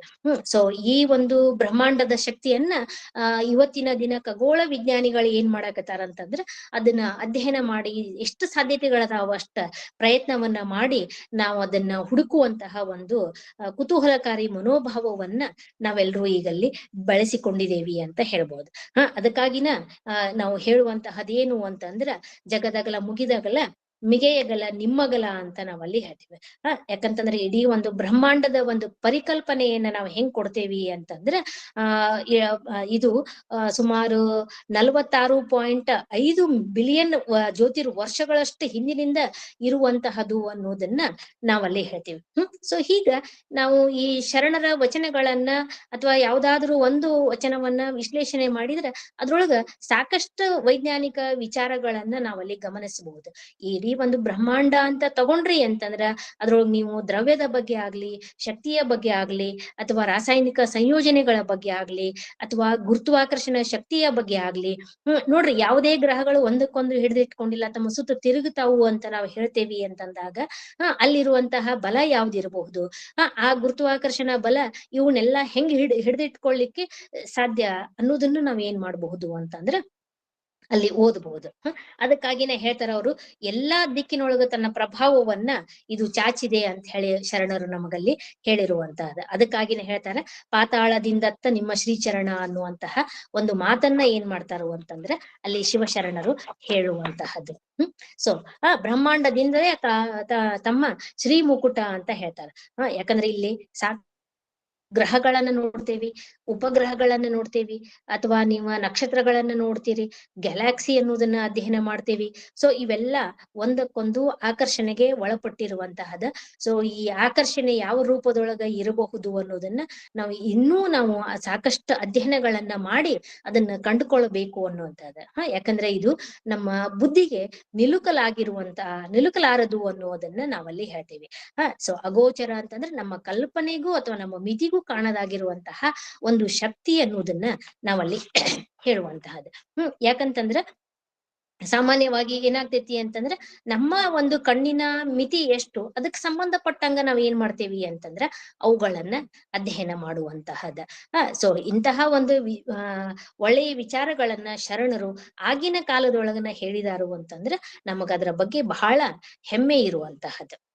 ಸೊ ಇನ್ನ ಒಂದು ಎರಡನೇ ವಚನ ನಾ ಇಲ್ಲಿ ತೆಗೆದುಕೊಳ್ಳುವುದು ಏನು ಅಂತಂದ್ರೆ, ಶರಣರ ನುಡಿ ತೆಗೆದುಕೊಳ್ಳುವುದು ಏನು ಅಂತಂದ್ರೆ ಸಾಮಾನ್ಯವಾಗಿ ಹೇಳುವಂತಹದ್ದು ಏನು ಅಂತಂದ್ರೆ, ಇನ್ನು ಆ ಶುಕ್ಲ ಸ್ತ್ರೀ ಪುರುಷರ ಸಂಯೋಗದಿಂದ ಮಾರುತ ನೂಂಕಲು ಚೈತನ್ಯ ಬೀಜವು ಆ ಶುಕ್ಲವು ಸ್ತ್ರೀಯ ಶೋಣಿತದಲ್ಲಿ ಬಿದ್ದು ಏಕೀಭೂತವಾಯಿತು ನೋಡ ಅಪ್ರಮಾಣ ಕೂಡಲ ಸಂಗಮ ದೇವ ಅನ್ನೋದನ್ನ ನಾವಲ್ಲಿ ಹೇಳ್ತೇವೆ.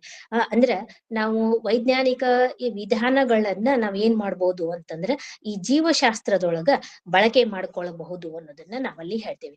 ಯಾಕಂತಂದ್ರ ಇದ್ರ ಒಂದು ಪರಿಕಲ್ಪನೆಯನ್ನ ಸುಮಾರು ಶತಮಾನಗಳ ಹಿಂದನ ನಮ್ಗ ವಿಜ್ಞಾನಿಗಳು ಹೇಳಿಕೊಟ್ಟಿದ್ರು ಅಂತಂದ್ರ ಇತ್ತೀಚಿನ ದಿನದೊಳಗ ನಡೆಯುವಂತಹ ಈ ಒಂದು ವೈಜ್ಞಾನಿಕ ಸಂಶೋಧನೆಗೆ ನೀವು ಹೋಲಿಕೆ ಮಾಡಿದ್ರಿ ಅಂತಂದ್ರ ಅದು ಹೆಂಗಿರಬಹುದು ಅನ್ನೋದನ್ನ ನಾವಲ್ಲಿ ಹೇಳ್ಬೋದು. ಯಾಕಂದ್ರೆ ಈ ಒಂದು ವಚನದ ಮೂಲಕ ಇಲ್ಲಿ ತನಕ ನಡೆದಿರುವಂತಹ ಎಲ್ಲಾ ಕುತೂಹಲಕಾರಿ ಘಟನೆಗಳನ್ನ, ಬೆಳವಣಿಗೆಗಳನ್ನ ನಾವ್ ಏನ್ ಮಾಡಬಹುದು ಅಂತಂದ್ರ ಇಲ್ಲಿ ತಿಳ್ಕೊಳ್ಬಹುದು ಅನ್ನೋದನ್ನ ಹೇಳ್ತಾರೆ. ಗರ್ಭ ಹೆಂಗ್ ಇದ ಆಗುವಂತಹದ್ದು, ಆ ನಂತರ ಅದರಿಂದ ಹುಟ್ಟುವಂತಹ ಮಗು ಯಾವ ಯಾವ ಹಂತಗಳನ್ನ ದಾಟಿ ಬರುವಂತಹದ, ಈ ಬೆಳವಣಿಗೆಯ ಹಂತಗಳು ಯಾವ ರೀತಿಯಾಗಿರ್ತಾವ, ಆ ನಂತರ ಒಂದು ಜೀವಕೋಶದಿಂದ ಇದು ಹೆಂಗ್ ಪ್ರಾರಂಭ ಆಗ್ತೈತಿ, ಇದನ್ನೆಲ್ಲಾನು ತಮ್ಮ ವಚನದ ಮೂಲಕ ಏನ್ ಮಾಡಿದ್ರು ಅಂತಂದ್ರ ನಮ್ಗ ಶರಣರು ಏನ್ ಮಾಡಿದ್ರು ಅಲ್ಲಿ ಹೇಳಿಕೊಟ್ರು ಅನ್ನೋದನ್ನ ನಾವಲ್ಲಿ ಹೇಳ್ಬೋದು. ಅದಕ್ಕಾಗಿನೇ ಹೇಳ್ತಾರ ಅವ್ರು ಏನು ಅಂತಂದ್ರ, ಏಕರಾತ್ರಿಗೆ ಹಾಲಿಗೆ ಹೆಪ್ಪ ಕೊಟ್ಟ ಹಾಗೆ ಕದಡಿಕೊಂಡಿಹದು, ಪಂಚರಾತ್ರಿಗೆ ಬುದ್ಬುದಾಕಾರವಾಗಿಹುದು, ದಶರಾತ್ರಿಗೆ ಶೋಣಿತವಾಗಿಹುದು, ತ್ರಿಪಂಚರಾತ್ರಿಗೆ ಮಾಂಸ ಅಸ್ಮಿಯಾಗಿಹುದು, ಚತುರ್ವಿಂಶತಿ ರಾತ್ರಿಗೆ ಪುನರ್ಮಾಂಸವಾಗಿ ಗರ್ಭಸ್ಥಾನದಲ್ಲಿ ಕ್ರಮದಿಂದ ವರ್ತಿಸುತ್ತಿಹುದು ನೋಡ ಅಪ್ರಮಾಣ ಕೂಡಲ ಸಂಗಮ ದೇವ ಅಂತ ನಾವಲ್ಲಿ ಹೇಳ್ತೇವೆ. ಸೊ ಒಂದು ವೀರ್ಯಾಣು ಮತ್ತು ಅಂಡಾಣುವಿನಿಂದ ಸಂಯೋಗದಿಂದ ಉಂಟಾಗಿರುವಂತಹ ಒಂದು ಗರ್ಭ ಹೆಂಗಿರ್ತೈತಿ ಅನ್ನೋದನ್ನ ಈ ಒಂದು ಇದ್ರೊಳಗ ಅವರಲ್ಲಿ ಬಾಲಸಂಗಯ್ಯನವರು ಏನ್ ಮಾಡಿದ್ರು ಅಂತಂದ್ರೆ ಹೇಳಿಕೊಟ್ಟಿರುವಂತಹದ್ದು. ಸೊ ಇದನ್ನ ವೈಜ್ಞಾನಿಕವಾಗಿ ನಾವೀಗ ಹೊರಗೆ ಹಚ್ಚಿದ್ರಿ ಅಂತಂದ್ರ ಈಗ ನಾವು ಏನ್ ಮಾಡ್ತೇವಿ ಅಂತಂದ್ರ ಒಂದು ಮಗು ಹುಟ್ಟುವಂತಹ ಸಂದರ್ಭದೊಳಗ ಅದು ಒಬ್ಬ ತಾಯಿಯ ಗರ್ಭದಲ್ಲಿ ಮೂಡಿದೆ ಅನ್ನೋದನ್ನ ಗೊತ್ತಾದ ತಕ್ಷಣ ನಾವ್ ಏನ್ ಮಾಡ್ತೇವಿ ಅಂತಂದ್ರ ಹಾಸ್ಪಿಟಲ್ಗೆ ಹೋಗುವಂತಹದ, ಪ್ರತಿ ತಿಂಗಳು ಅದರ ಚೆಕಪ್ ಅನ್ನ ಮಾಡಿಸಿಕೊಳ್ಳುವಂತಹದ. ಅದಕ್ಕಾಗಿ ನಾವು ಹಲವಾರು ವೈಜ್ಞಾನಿಕ ಉಪಕರಣಗಳನ್ನ ಬಳಕೆ ಮಾಡ್ಕೊಳ್ತೇವಿ. ಅಲ್ಲಿ ಅವರು ಸ್ಕ್ಯಾನಿಂಗ್ ಮಾಡುವುದಾದ್ರೂ ಇರಬಹುದ, ಅಥವಾ ನಿಮ್ಗ MRI ಮಾಡುವುದಾದ್ರೂ ಇರಬಹುದ, ಅನೇಕ ವಿಧಾನಗಳ ಎಕ್ಸ್ರೇ ತೆಗೆಯುವುದು, ಅನೇಕ ವಿಧಾನಗಳನ್ನ ಏನ್ ಮಾಡ್ತಾರೋ ಅಂತಂದ್ರ ಅಲ್ಲಿ ವೈದ್ಯಕೀಯವಾಗಿ ನಾವು ಅದನ್ನ ಏನ್ ಮಾಡ್ತೇವಿ ಅಂತಂದ್ರೆ ಅನುಸರಿಸ್ತೇವಿ. ಆದ್ರ ಇದೆಲ್ಲಾ ಇಲ್ಲದೆ ಇದು ಯಾವುದೇ ತಂತ್ರಜ್ಞಾನದ ಅಭಿವೃದ್ಧಿ ಇಲ್ಲದ ಸಂದರ್ಭದೊಳಗ ಶರಣರು ಇದರ ಬಗ್ಗೆ ಒಂದು ವಿವರಣೆಯನ್ನ ಕೊಡ್ತಾರೋ ಅಂತಂದಾಗ ಅವರ ಸಾಮರ್ಥ್ಯ ಎಷ್ಟು ಅನ್ನೋದನ್ನ ನಾವಲ್ಲಿ ತಿಳ್ಕೊಳ್ಬಹುದು. ಯಾಕಂತಂದ್ರ ಒಂದು ಭೌತಿಕ ಸ್ಥಿತಿಯ ಬಗ್ಗೆ ಅವರಲ್ಲಿ ಹೇಳುವಂತಹದ್ದು. ಹಾಲಿಗೆ ಹೆಪ್ಪು ಹಾಕಿದಾಗ ಏನಾಗ್ತೈತಿ ಅಂದ್ರೆ ಅದು ತೀರಾ ಘನರೂಪನೂ ಅಲ್ಲ, ದ್ರವರೂಪನೂ ಅಲ್ಲ ಅನ್ನುವಂತಹ ಸ್ಥಿತಿ ಒಳಗ ಭ್ರೂಣದ ಬೆಳವಣಿಗೆ ಆಗ್ತೈತಿ ಅನ್ನೋದನ್ನ ಅವಾಗ್ಲೇ ಹೇಳಿರುವಂತಹದ್ದು. ಮುಂದ ಒಂದು 3-4 ದಿನಗಳ ಬಿಟ್ಟ ನಂತರ ಏನಾಗಿರ್ತೈತಿ ಅಂತಂದ್ರ ಅದು ಗೋಲಾಕಾರಕ್ಕ ಬರುವಂತಹದ್ದು ಅನ್ನೋದನ್ನ ನಾವಲ್ಲಿ ಹೇಳುವಂತಹದ್ದು. ಸೊ ಆ ರೀತಿಯ ಒಂದು ಆಕಾರವನ್ನ ಪಡೆದುಕೊಂಡ ನಂತರ ಏನಾಗ್ತೈತಿ ಅಂತಂದ್ರೆ ಆ ರೀತಿಯಾಗಿರುವಂತಹ ಒಂದು ಆಕಾರವನ್ನ ಪಡೆದುಕೊಂಡ ನಂತರ ಬೆಳವಣಿಗೆ ಹೆಂಗ್ ಆಗ್ತೈತಿ ಅನ್ನೋದನ್ನ ಹೇಳ್ಕೊಡ್ತಾರ ಅದ್ರೊಳಗ. ಅದು ಜೈಗೋಟ್ ಹೆಂಗ ಒಂದು ನಿರ್ದಿಷ್ಟ ಒಂದು ರೂಪವನ್ನ ಪಡ್ಕೊಳ್ತೈತಿ. ಅದನ್ನ ಈಗ ನಾವ್ ಏನ್ ಮಾಡ್ತೇವಿ ಅಂತಂದ್ರ ಸ್ಕ್ಯಾನಿಂಗ್ ಮಾಡಿಸ್ತೇವಿ, ಅದ್ರ ಮೂಲಕ ನಾವ್ ಅದ್ ಹೆಂಗಿರಬಹುದು ಅನ್ನೋದನ್ನ ನಾವ್ ಅಲ್ಲಿ ತಿಳ್ಕೊಳ್ತೇವಿ. ಆದ್ರ ಅವಾಗ 10ನೇ ದಿನಕ್ಕನ ಅದ್ ಹೆಂಗ್ ಘನರೂಪಕ್ಕ ಬರ್ತಿತ್ತು ಅನ್ನೋದನ್ನ, ಹೆಂಗ ಅಸ್ತಿತ್ವಕ್ಕ ಬರ್ತಿತ್ತು ಅನ್ನೋದನ್ನ ಅವಾಗ್ಲೇನೆ ಶರಣರು ನಮಗ ಏನ್ ಮಾಡಿದ್ರು ಅಂತಂದ್ರ ಹೇಳಿಕೊಟ್ಟಿರುವಂತಹದ್ದು. ಸೊ ಯಾವಾಗ ಮಾಂಸಖಂಡಗಳ ಮೂಡಿ ಬರ್ತಾವ ಅದ್ರೊಳಗಲ್ಲಿ ತ್ರಿಪಂಚ ರಾತ್ರಿಗೆ ಅಂದ್ರ 15 ದಿವಸಕ್ಕ ಏನಾಗ್ತೈತಿ ಅಂತಂದ್ರ ಮಾಂಸಖಂಡಗಳ ಮೂಡಿ ಬರ್ತಾವ ಅನ್ನೋದನ್ನ ನಾವಲ್ಲಿ ಹೇಳ್ತೇವೆ. ಇನ್ನ ಎಲುಬುಗಳು ಯಾವ ರೀತಿಯಾಗಿ ಬೆಳವಣಿಗೆ ಹೊಂದಿದ್ವು ಅನ್ನೋದನ್ನ ನಾವಲ್ಲಿ ಹೇಳ್ತೇವೆ. ಚತುರ್ವಿಂಶತಿ ಅನ್ನೋದನ್ನ ಹೇಳ್ತೇವೆ. 24ನೇ ದಿನಕ್ಕ ಏನಾಗ್ತೈತಿ ಅಂತಂದ್ರ ಈ ಎಲ್ಲಾ ದೇಹದ ಭಾಗಗಳ ಬೆಳವಣಿಗೆ ಹೊಂದ್ಲಿಕ್ಕೆ ಪ್ರಾರಂಭ ಆಗ್ತಾವ, ಅದ್ರ ಕಾರ್ಯವನ್ನ ಪ್ರಾರಂಭಿಸ್ತಾವು ಅನ್ನೋದನ್ನ ಅವತ್ತಿನ ದಿನದೊಳಗನ ನಮಗ ಶರಣರು ಏನ್ ಮಾಡಿದ್ರು ಅಂತಂದ್ರ ಹೇಳಿಕೊಟ್ಟಿದ್ರು ಅನ್ನೋದು. ಇದನ್ನ ಬಾಲಸಂಗಯ್ಯನವರು 15ನೇ ಶತಮಾನದೊಳಗ ನಮಗಲ್ಲಿ ಹೇಳಿರುವಂತಹದ್ದು. ಸೊ ಅವ್ರು ಹೇಳ್ತಾರ ಅದ್ರೊಳಗಲ್ಲಿ, ಷಷ್ಠಿ ಮಾಸಕ್ಕೆ ಕಂದರ ಉದರ ಪುಟ್ಟುವುದು, ಸಪ್ತ ಮಾಸಕ್ಕೆ ಗುಹ್ಯಪಾದ ಪುಟ್ಟುವುದು, ಮಾಸಕ್ಕೆ ಸರ್ವಾಂಗ ಸಂಧಿ ಪುಟ್ಟುವುದು, ಸಂಪೂರ್ಣವಹದು ಅಪ್ರಮಾಣ ಕೂಡಲ ಸಂಗಮ ದೇವ ಅನ್ನೋದನ್ನ ಅವಾಗ್ಲೇ ಹೇಳಿರುವಂತಹದ್ದು. ಅಂದ್ರ ಗರ್ಭದೊಳಗ ಒಂದು ಶಿಶುವಿನ ಅಭಿವೃದ್ಧಿ ಬೆಳವಣಿಗೆ ಹೆಂಗ ಪ್ರತಿ ತಿಂಗಳಿಗನುಗುಣವಾಗಿ ಆಗ್ತೈತಿ ಅನ್ನೋದನ್ನ ಅತಿ ಒಂದು ವಿವರಣಾತ್ಮಕ ರೂಪದೊಳಗ ಏನ್ ಮಾಡಿದಾರು ಅಂತಂದ್ರ ನಮಗ ಬಾಲ ವಿಜ್ಞಾನ ಸಂಗಯ್ಯನವರ ಅದನ್ನಲ್ಲಿ ಹೇಳಿಕೊಟ್ಟಿರುವಂತಹದ. ಸೊ ಇಲ್ಲೇ ನಿಮ್ಗ ಷಷ್ಠಿ ಮಾಸಕ್ಕೆ ಅಂದ್ರೆ ಕಂದರ ಅಂತಂದ್ರೆ ಏನು, ಕೊರಳಿನ ಬೆಳವಣಿಗೆ ಹೆಂಗ್ ಆಗ್ತೈತಿ, ಕತ್ತು ಹೆಂಗ್ ಬೆಳವಣಿಗೆಯನ್ನ ಹೊಂತೈತಿ, ಹೊಟ್ಟೆಯ ಭಾಗ ಯಾವಾಗ ಬೆಳವಣಿಗೆ ಆಗ್ತೈತಿ ಅನ್ನೋದನ್ನ ಅವರು 6ನೇ ತಿಂಗಳಿಗೆನ ಏನಾಗ್ತೈತಿ ಅಂತಂದ್ರ ಕೊರಳು ಮತ್ತು ಉದರ ಪುಟ್ಟುವುದು ಅಂತಂದ್ರೆ ಹುಟ್ಟುವುದು ಅನ್ನೋದ ಒಂದು ಅರ್ಥ ಅಲ್ಲಿ ಇರುವಂತಹದ. ಸೊ ಈಗ ನೀವು ಡಾಕ್ಟರ್ನ ಭೇಟಿ ಆದ್ರೂ ಅವ್ರು ಹೇಳ್ತಾರೆ 4 ರಿಂದ 6 ತಿಂಗಳ ಒಳಗ ಏನಾಗ್ತೈತಿ ಅಂತಂದ್ರೆ ಈ ಭ್ರೂಣದ ಬೆಳವಣಿಗೆ ಆಗ್ತೈತಿ ಅನ್ನೋದನ್ನ ಅವರಲ್ಲಿ ಹೇಳುವಂತಹದ. ಸೊ ಅದಾದ ನಂತರ ಅದರ ಕೈಕಾಲುಗಳು ಮೂಡುವುದಾಗ್ಲಿ, ಕಣ್ಣಿನ ರೆಪ್ಪೆ, ಕೂದಲ ಬೆಳವಣಿಗೆ, ಹಲ್ಲು ಬೆಳವಣಿಗೆ ಪ್ರಾರಂಭ, ಹಿಂಗ ಪ್ರತಿ ಒಂದು ಹಂತಕ್ಕ ಇವೆಲ್ಲ ಪ್ರತಿ ತಿಂಗಳಿಗೆ ಏನೇನು ಬೆಳವಣಿಗೆಗಳ ಆಗ್ತಾವು ಅನ್ನೋದನ್ನ ಶರಣರು ಅವಾಗ್ಲೇ ನಮಗ ಹೇಳಿರುವಂತಹದ್ದು. ಸಪ್ತಮಾಸಕ್ಕೆ ಗುಹ್ಯಪಾದ ಪುಟ್ಟುವುದು ಅಂತ ಹೇಳ್ತಾರ. ಸೊ ಅಂದ್ರ 7ನೇ ತಿಂಗಳಿಗೆ ಏನಾಗ್ತೈತಿ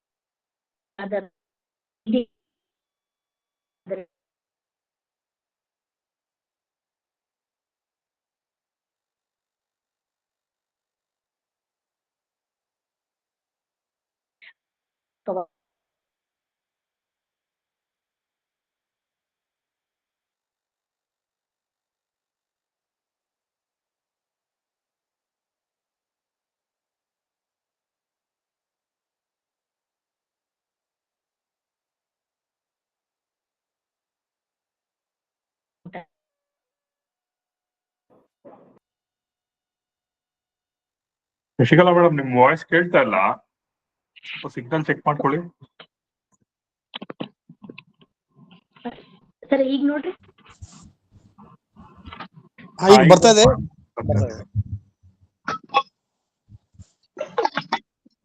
ಸರ್ ಕೇಳಿಸ್ತೈತೆ ಸರ್?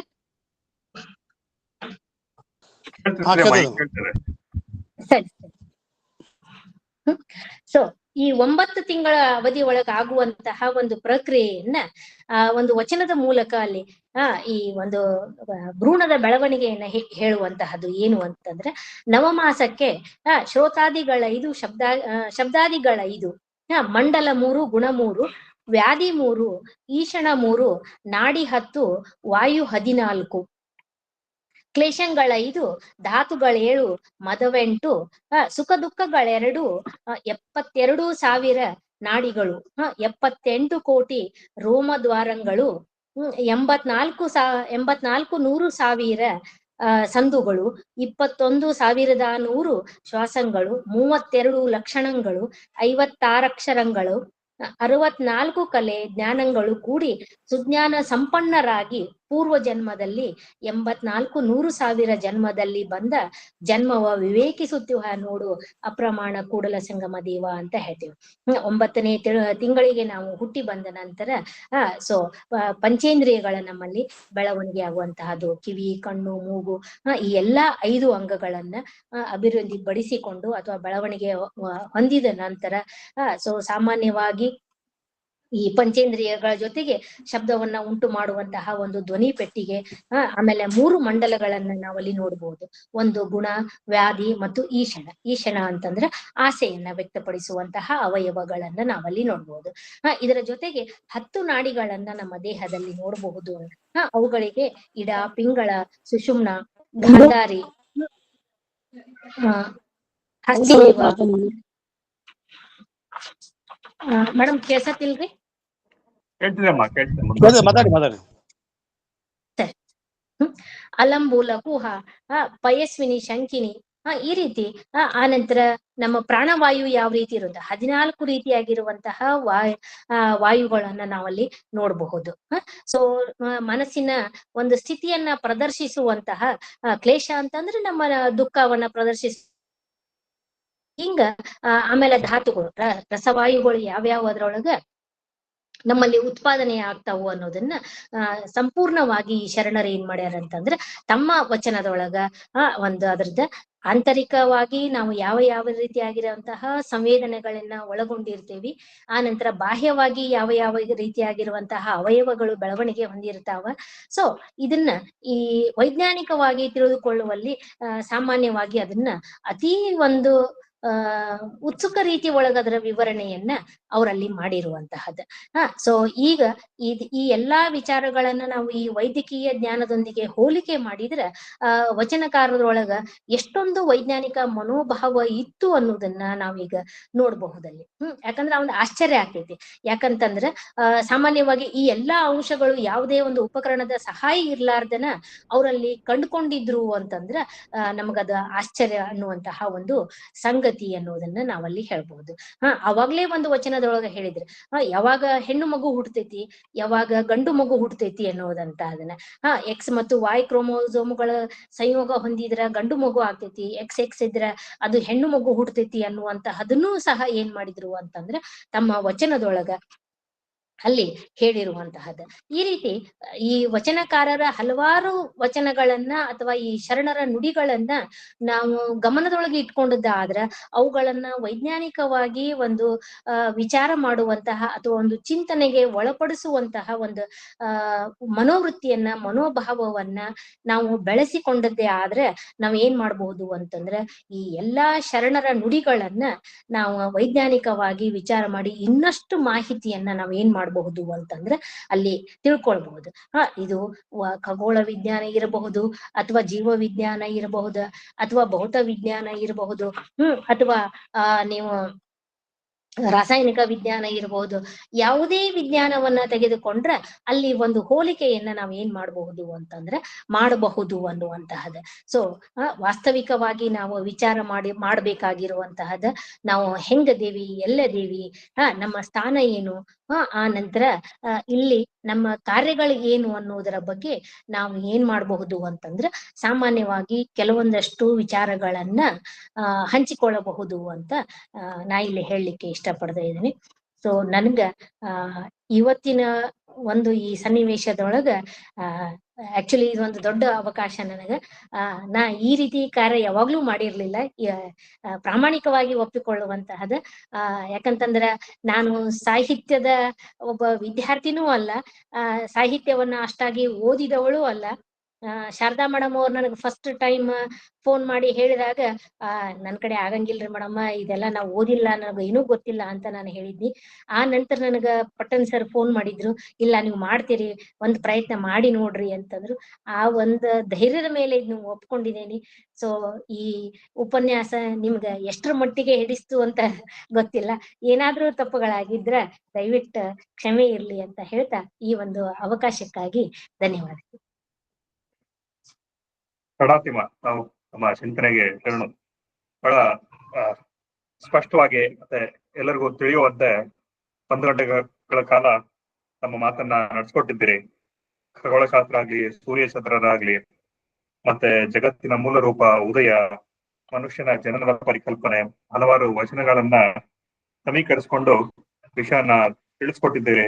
ಇದು ವಿಜ್ಞಾನ ಅನ್ನೋದು ಎಂಡ್ಲೆಸ್, ಬೆಳೆದಂಗೆ ಬೆಳೀತಾ ಬೆಳೀತಾ ದಿನಕ್ಕೊಂದು ಆವಿಷ್ಕಾರ, ದಿನಕ್ಕೊಂದು ಚಿಂತನೆ ಸೇರ್ಕೊಳ್ತಾನೆ ಇರುತ್ತೆ. ಇವತ್ತು ಸರಿ ಅನ್ಸದ್ದು ಮತ್ತೆ ನಾಳೆಗೆ ಅದಕ್ಕೆ ಇನ್ನೇನೋ ಸೇರ್ಕೊಂಡು ಅದಕ್ಕೆ ಆಧಾರಗಳು ಬೆಳೀತಾ ಹೋಗುತ್ತೆ. ಹಾಗಾಗಿ ನೀವು 12ನೇ ಶತಮಾನದಲ್ಲಿ ಬಸವಾದಿ ಶರಣರು ಈ ಯಾವುದೇ ಉಪಕರಣಗಳು ಇಲ್ಲದೆ ಈ ಖಗೋಳ ವಿಜ್ಞಾನವನ್ನಾಗ್ಲಿ ಅಥವಾ ಜಗತ್ತಿನ ಮೂಲ ರೂಪ ಅಥವಾ ಮನುಷ್ಯನ ಜನನದ ಬಗ್ಗೆ ನಡೆಸಿದ್ದಾರೆ. ನಮ್ಮೆಲ್ರಿಗೂ ವಚನಗಳ ಮೂಲಕ ಕಟ್ಕೊಟ್ಟಿದ್ದಾರೆ ಅನ್ನೋದೇ ಒಂದು ನಮ್ಮ ಹೆಮ್ಮೆಯ ವಿಷಯ ಅಂತ ಹೇಳ್ತಾ, ತಾವು ಅತ್ಯಂತ ಸುಲಭವಾಗಿ ಎಲ್ಲರಿಗೂ ಸಿಗುವಂತೆ ಸರಳ ಭಾಷೆಯಲ್ಲಿ ಇವತ್ತು ಚಿಂತನೆ ನಡೆಸ್ಕೊಡ್ತೇವೆ. ಮತ್ತೊಮ್ಮೆ ತಮಗೆ ಶರಣಾರ್ಥಿಗಳನ್ನ ಅರ್ಪಿಸ್ತಾ ಈ ಮುಂದಿನ ಕಾರ್ಯಕ್ರಮ, ಸಂವಾದಕ್ಕೆ ಅನುವು ಮಾಡಿಕೊಡ್ತಾ ಇದ್ದೀನಿ. ಮೊದಲನೇದಾಗಿ ಪಟ್ಟಣ್ ಸರ್ ಮಾತಾಡ್ಲಿ ಅಂತ ಕೇಳ್ಕೊಡ್ತೀನಿ. ಪಟ್ಟಣ್ ಸರ್. ಹಾ ಸರ್. ಓಂ ಶ್ರೀ ಗುರು ಬಸವಲಿಂಗಾಯನ. ನಮ್ಮ ಎಲ್ಲರ ನಿರೀಕ್ಷೆಗೆ ಮೀರಿ ವಚನ ಸಾಹಿತ್ಯ, ಶರಣಧರ್ಮ ಮತ್ತು ಅವುಗಳ ವೈಜ್ಞಾನಿಕ ಚಿಂತನೆಗಳ ಬಗ್ಗೆ ಸಹೋದರಿ ಶಶಿಕಲಾ ಕರಡಿಗುಡ್ಡಿಯವರು ನಾನು ಇಷ್ಟು ಅಪೇಕ್ಷೆ ಮಾಡಿರಲಿಲ್ಲ. ಒಂದು ಭೀತಿನೂ ಇತ್ತು, ಏನು ಮಾಡ್ತಾರ ಅಂತ ತಿಳ್ಕೊಂಡು. ಸಮತೋಲನವಾಗಿ, ಸಮನ್ವಯವಾಗಿ, ಸಮಾನ ಅಭಿಪ್ರಾಯಗಳನ್ನು, ವಿಜ್ಞಾನ ಮತ್ತು ಧರ್ಮಗಳ ಅಭಿಪ್ರಾಯಗಳನ್ನು ಒಟ್ಟು ರೂಪವಾಗಿ, ಅದು ಕರ್ಣಾಸಿಗೆ ಇರ್ಬೋದು ಅಥವಾ ಬಾಲಸಂಗಣನ ವಚನಗಳಿರ್ಬೋದು, ಆಮೇಲೆ ಬೇರೆ ಬೇರೆ ವಚನಗಳನ್ನು ಕೊಡ್ತಾ ಒಂದು ವಿಜ್ಞಾನಕ್ಕೆ ಧರ್ಮದ ಅಗತ್ಯ ಮತ್ತು ಧರ್ಮ ವೈಜ್ಞಾನಿಕವಾಗಿ ಚರ್ಚೆಗೆ ಒಳಪಡಬೇಕು ಅಂತಕ್ಕಂಥ ಒಂದು ಕೀನೋಟ್, ಒಂದು ಆರಂಭಿಕ ಥಾಟ್ ಪ್ರೊಸೆಸ್ ಅನ್ನ ಡಾಕ್ಟರ್ ಶಶಿಕಲಾ ಕರಡಿಗುದ್ದಿ ಅವರು ಕೊಟ್ಟಿದ್ದು ನನಗೆ ಅತ್ಯಂತ ಸಂತೋಷದ ವಿಷಯ. ಶರಣರು ವೈಜ್ಞಾನಿಕ ಮನೋಭಾವವನ್ನು ಎಷ್ಟೊಂದು ಹೊಂದಿದ್ರಂದ್ರ, ಉಮಯ ಕಲ್ಯಾಣದ ಮುಂದ, ಶಿವ ಹರಿ ಪಕ್ಷಿ ವಿಂಚರಿಗಳ ಮುನ್ನ ಅಂದಿಂದಿಂದಿಂಗೆ ಹಳೆಯ ನಾನು ಎಳೆಯ ನೀನು ಕೂಡಲ ಸಂಗಮ ದೇವ ಅಂತ. ಇವತ್ತು ಎವಲ್ಯೂಷನ್ ಆಫ್ ಅರ್ತ್ ಅಂತಕ್ಕಂಥದ್ದು, ನಾವೇನು ಎವಲ್ಯೂಷನ್ ತಗೊಂತೀವಲ್ಲ, ಆ ಎವಲ್ಯೂಷನ್ ಅನ್ನ ನಾವು ಬಸವಣ್ಣ ಕಂಡುಕೊಂಡಿರ್ತಕ್ಕಂಥ ಭೌತಿಕ ಜಗತ್ತಿನೊಳಗೆ ಬೌದ್ಧಿಕ ಪ್ರತಿಭೆಯನ್ನ, ಜ್ಞಾನವನ್ನ, ಶಕ್ತಿಯನ್ನ ಕಂಡುಕೊಂಡು ಆ ಭೌತಿಕ ವಸ್ತುವನ್ನು ಹೊರತುಪಡಿಸಿ ನಿನ್ನೊಳಗಿರ್ತಕ್ಕಂಥ ಈ ಬ್ರಹ್ಮಾಂಡದಿಂದ ಉದಯವಾದಂಥ ಈ ಪಿಂಡಾಂಡ, ಒಂದು ಕಣ್ಣಿಗೆ ಕಾಣಲಾರದಂಥ ಅಂಡಜ, ಕಣ್ಣಿಗೆ ಕಾಣಲಾರದಂಥ ವೀರ್ಯಾಣು, ಒಂದು ಕಣ್ಣಿಗೆ ಕಾಣ್ತಕ್ಕಂಥ ದೈತ್ಯ ಪ್ರತಿಭೆಯಾಗಿ ಬೆಳೆತೈತಿ. ಅದು ಮನುಷ್ಯನಿರ್ಬೋದು, ಆನೆ ಇರ್ಬೋದು, ಯಾವುದೋ ಇರ್ಬೋದು. ಈ ಮಾತನ್ನು ಯಾಕೆ ಹೇಳ್ತೀವಿ ಅಂತಂದ್ರೆ, ಪಂಚಮಹಾಭೂತಗಳಿಂದ ಪಂಚೇಂದ್ರಿಯಗಳಿಗೆ ಗ್ರಹಿಕೆಯಾಗಿ ಆ ಮನುಷ್ಯನ ಚಿಂತನೆಗಳಿಗೆ, ಮನುಷ್ಯನ ಆಲೋಚನಾ ಕ್ರಮಕ್ಕೆ ನಾವು ಮರೆತು ಹೊರಗಿನ ಭೌತಿಕ ಜಗತ್ತನ್ನ, ಕಲ್ಲು ಮಣ್ಣು ಲೋಹ ಇವುಗಳನ್ನ ದೇವರು, ದೈವತ್ವ, ಇದೇನೋ ಒಂದು ಸೃಷ್ಟಿ, ಒಂದು ಪರಾಶಕ್ತಿ ಅಂತಕ್ಕಂಥ ಭ್ರಮೆಗೆ ಒಳಪಟ್ಟಂತ ಸಂದರ್ಭದೊಳಗೆ ಇಡೀ ಜಗತ್ತಿನೊಳಗ ಎಲ್ಲಾ ಧಾರ್ಮಿಕ ಜನರು ದೇವರನ್ನ ಅಥವಾ ಸೃಷ್ಟಿಕರ್ತನನ್ನ ಒಬ್ಬ ತೃತೀಯ ಪುರುಷನನ್ನಾಗಿ ಕಾಣ್ತಾರ. ನಾನು, ನೀನು ಅಲ್ಲ, ಅದು ಅವನು ಅಥವಾ ಅವಳು. It is he. ನೋಡ್ರಿ, ಗಾಡಿಗೆ ಕೂಡ ಹಿ ಅಂತಾರೆ, ಇಲ್ಲಿ ಹಿ ಇಸ್ ಗಾಡ್ ಅಂತಾರ, ಹಿ ಇಸ್ ಗಾಡ್ ಅಲ್ಲ. ಕಲ್ಯಾಣದ ಶರಣರು ಎಷ್ಟು ಚೆನ್ನಾಗಿ ಹೇಳ್ತಾರಂದ್ರ, ಕಲ್ಲು ದೇವರು ದೇವರಲ್ಲ, ಮಣ್ಣು ದೇವರು ದೇವರಲ್ಲ, ಪಂಚ ಲೋಹದೊಳಗೆ ಮಾಡಿದ ದೇವರೂ ದೇವರಲ್ಲ. ಎಷ್ಟೊಂದು ಅರ್ಥಪೂರ್ಣವಾಗಿ ತಮ್ಮ ಚಿಂತನೆಗಳನ್ನ ವ್ಯಕ್ತ ಮಾಡ್ತಾ ಆಮೇಲೆ ಅಷ್ಟೇ ಅಲ್ಲ, ಅಲ್ಲಮನ ವಿಚಾರದೊಳಗ ತನ್ನ ತಾನು ಅರಿದೊಡೆ ತಾನೇ ದೇವ ನೋಡ ಗುಹೇಶ್ವರ ಅಂತಾರ. ತನ್ನನ್ನು ಅರಿತಕ್ಕಂಥ ಪ್ರಕ್ರಿಯೆ, ಈ ಚೈತನ್ಯ ಬೃಹದಾಕಾರವಾಗಿರ್ತಕ್ಕಂಥ ಒಂದು, ನಾವಿತ್ತು ಕಾಸ್ಮಿಕ್ ಎನರ್ಜಿ, ಸ್ಪೇಸು, ಏನೇನೋ ಹೇಳ್ತೀವಿ. ನಾವು ಅಸಮರ್ಥರಾದಾಗ ನಾವು ಅದನ್ನು ತಂದು ಅನಗತ್ಯವಾಗಿ ಆಧ್ಯಾತ್ಮದೊಳಗೆ ಒಂದು ಭ್ರಮೆಯನ್ನ ಹುಟ್ಟಾಕ್ತಿವಿ. ಆಧ್ಯಾತ್ಮ ಅಂದ್ರೆ ಇದು ಸೃಷ್ಟಿಕರ್ತ, ಅವನಿಗೆ 10 ಕೈ 10 ತಲೆ, ಅವನ ಹಿಂದೆ ಚಕ್ರ ಐತಿ, ಅವನ ಕಿರಣಗಳದವು ಅಂತಕ್ಕಂಥ ಭ್ರಮೆಯನ್ನ ಬಹುತೇಕ ಜಗತ್ತಿನ ಎಲ್ಲ ಧರ್ಮೀಯರು ಕೂಡ ಇಂಥ ಒಂದೊಂದು ಭ್ರಮೆಗೆ ಒಳಪಟ್ಟವ್ರೆ. ಅದರ ಶರಣರು ತಾವು ಪ್ರತಿಪಾದಿಸಿದಂಥ ವಿಚಾರಗಳನ್ನ, ಸಿದ್ಧಾಂತಗಳನ್ನ ತಾವೇ ಮತ್ತೆ ವ್ಯಾಲಿಡೇಷನ್ ಮಾಡ್ತಾರ. ತಾವೇ ಪ್ರಶ್ನೆ ಮಾಡ್ತಾರ, ನಾ ದೇವನಾಗಬಹುದಲ್ಲದೆ ನೀ ದೇವನಾಗಬಹುದೇ, ನೀ ದೇವನಾದರೆ ಎನ್ನನೇಕೆ ಸಲುಹೆ. ಹೌದಪ್ಪ, ನೀ ನನಗೆ ದೇವರಂತಂದ್ರ ನನ್ಯಾಕೆ ನಿನಗೆ ಜೋಪಾನ ಮಾಡಕ್ ಆಗುದಿಲ್ಲ. ನಾನು ಇಕ್ಕುವೆ ನಿನಗೆ ಅಕ್ಕಿಯ, ಗಂಜಿ ಹಾಕ್ತೀನಿ, ಹಾಲು ಹಾಕ್ತೀನಿ, ನೀ ಹೆಂಗ್ ದೇವ್ರ ಅಕ್ಕಿ ಅಂತಕ್ಕಂಥ ಪ್ರಶ್ನೆಯನ್ನು ನಾವು ಮಾಡಿದ್ರೆ ನಾವು ನೋಡ್ತೀವಿ. ನುಡಿದರೆ ಲಿಂಗ ಮೆಚ್ಚಿ ಹೌದೌದು ಅನ್ಬೇಕಂತೀವಿ ನಾವು. ಸಕಲ ಪಡಿ ಪದಾರ್ಥಗಳು ಅಂತೀವಿ ನಾವು. ವಿಶ್ವ ಹೆಂಗತ್ತಂದ್ರೆ ಕಲ್ಲು ಪದಾರ್ಥಗಳೆಲ್ಲ ವಿಷವಾಗಿತ್ತು, ನೀನು ಒಲಿದರೆ ಪಡಿ ಪದಾರ್ಥ. ಇನ್ನು ಗ್ರಾನೈಟ್ ಅಂತಕ್ಕಂಥದ್ದು ಕಲ್ಲ, ಅದು ಕಲ್ಲು, ಅದರ ಮೂಲ ರೂಪ ಗ್ರಾನೈಟ್. ಕಲ್ಲಿಗೆ ಯಾರು ನೋಡಿರಲಿಲ್ಲ, ಅದು ಪಡಿ ಪದಾರ್ಥ ಆಯ್ತು. ನೀನು ಒಲಿದರೆ ವಿಷವೆಲ್ಲ ಅಮೃತಬಹುದಯ್ಯ.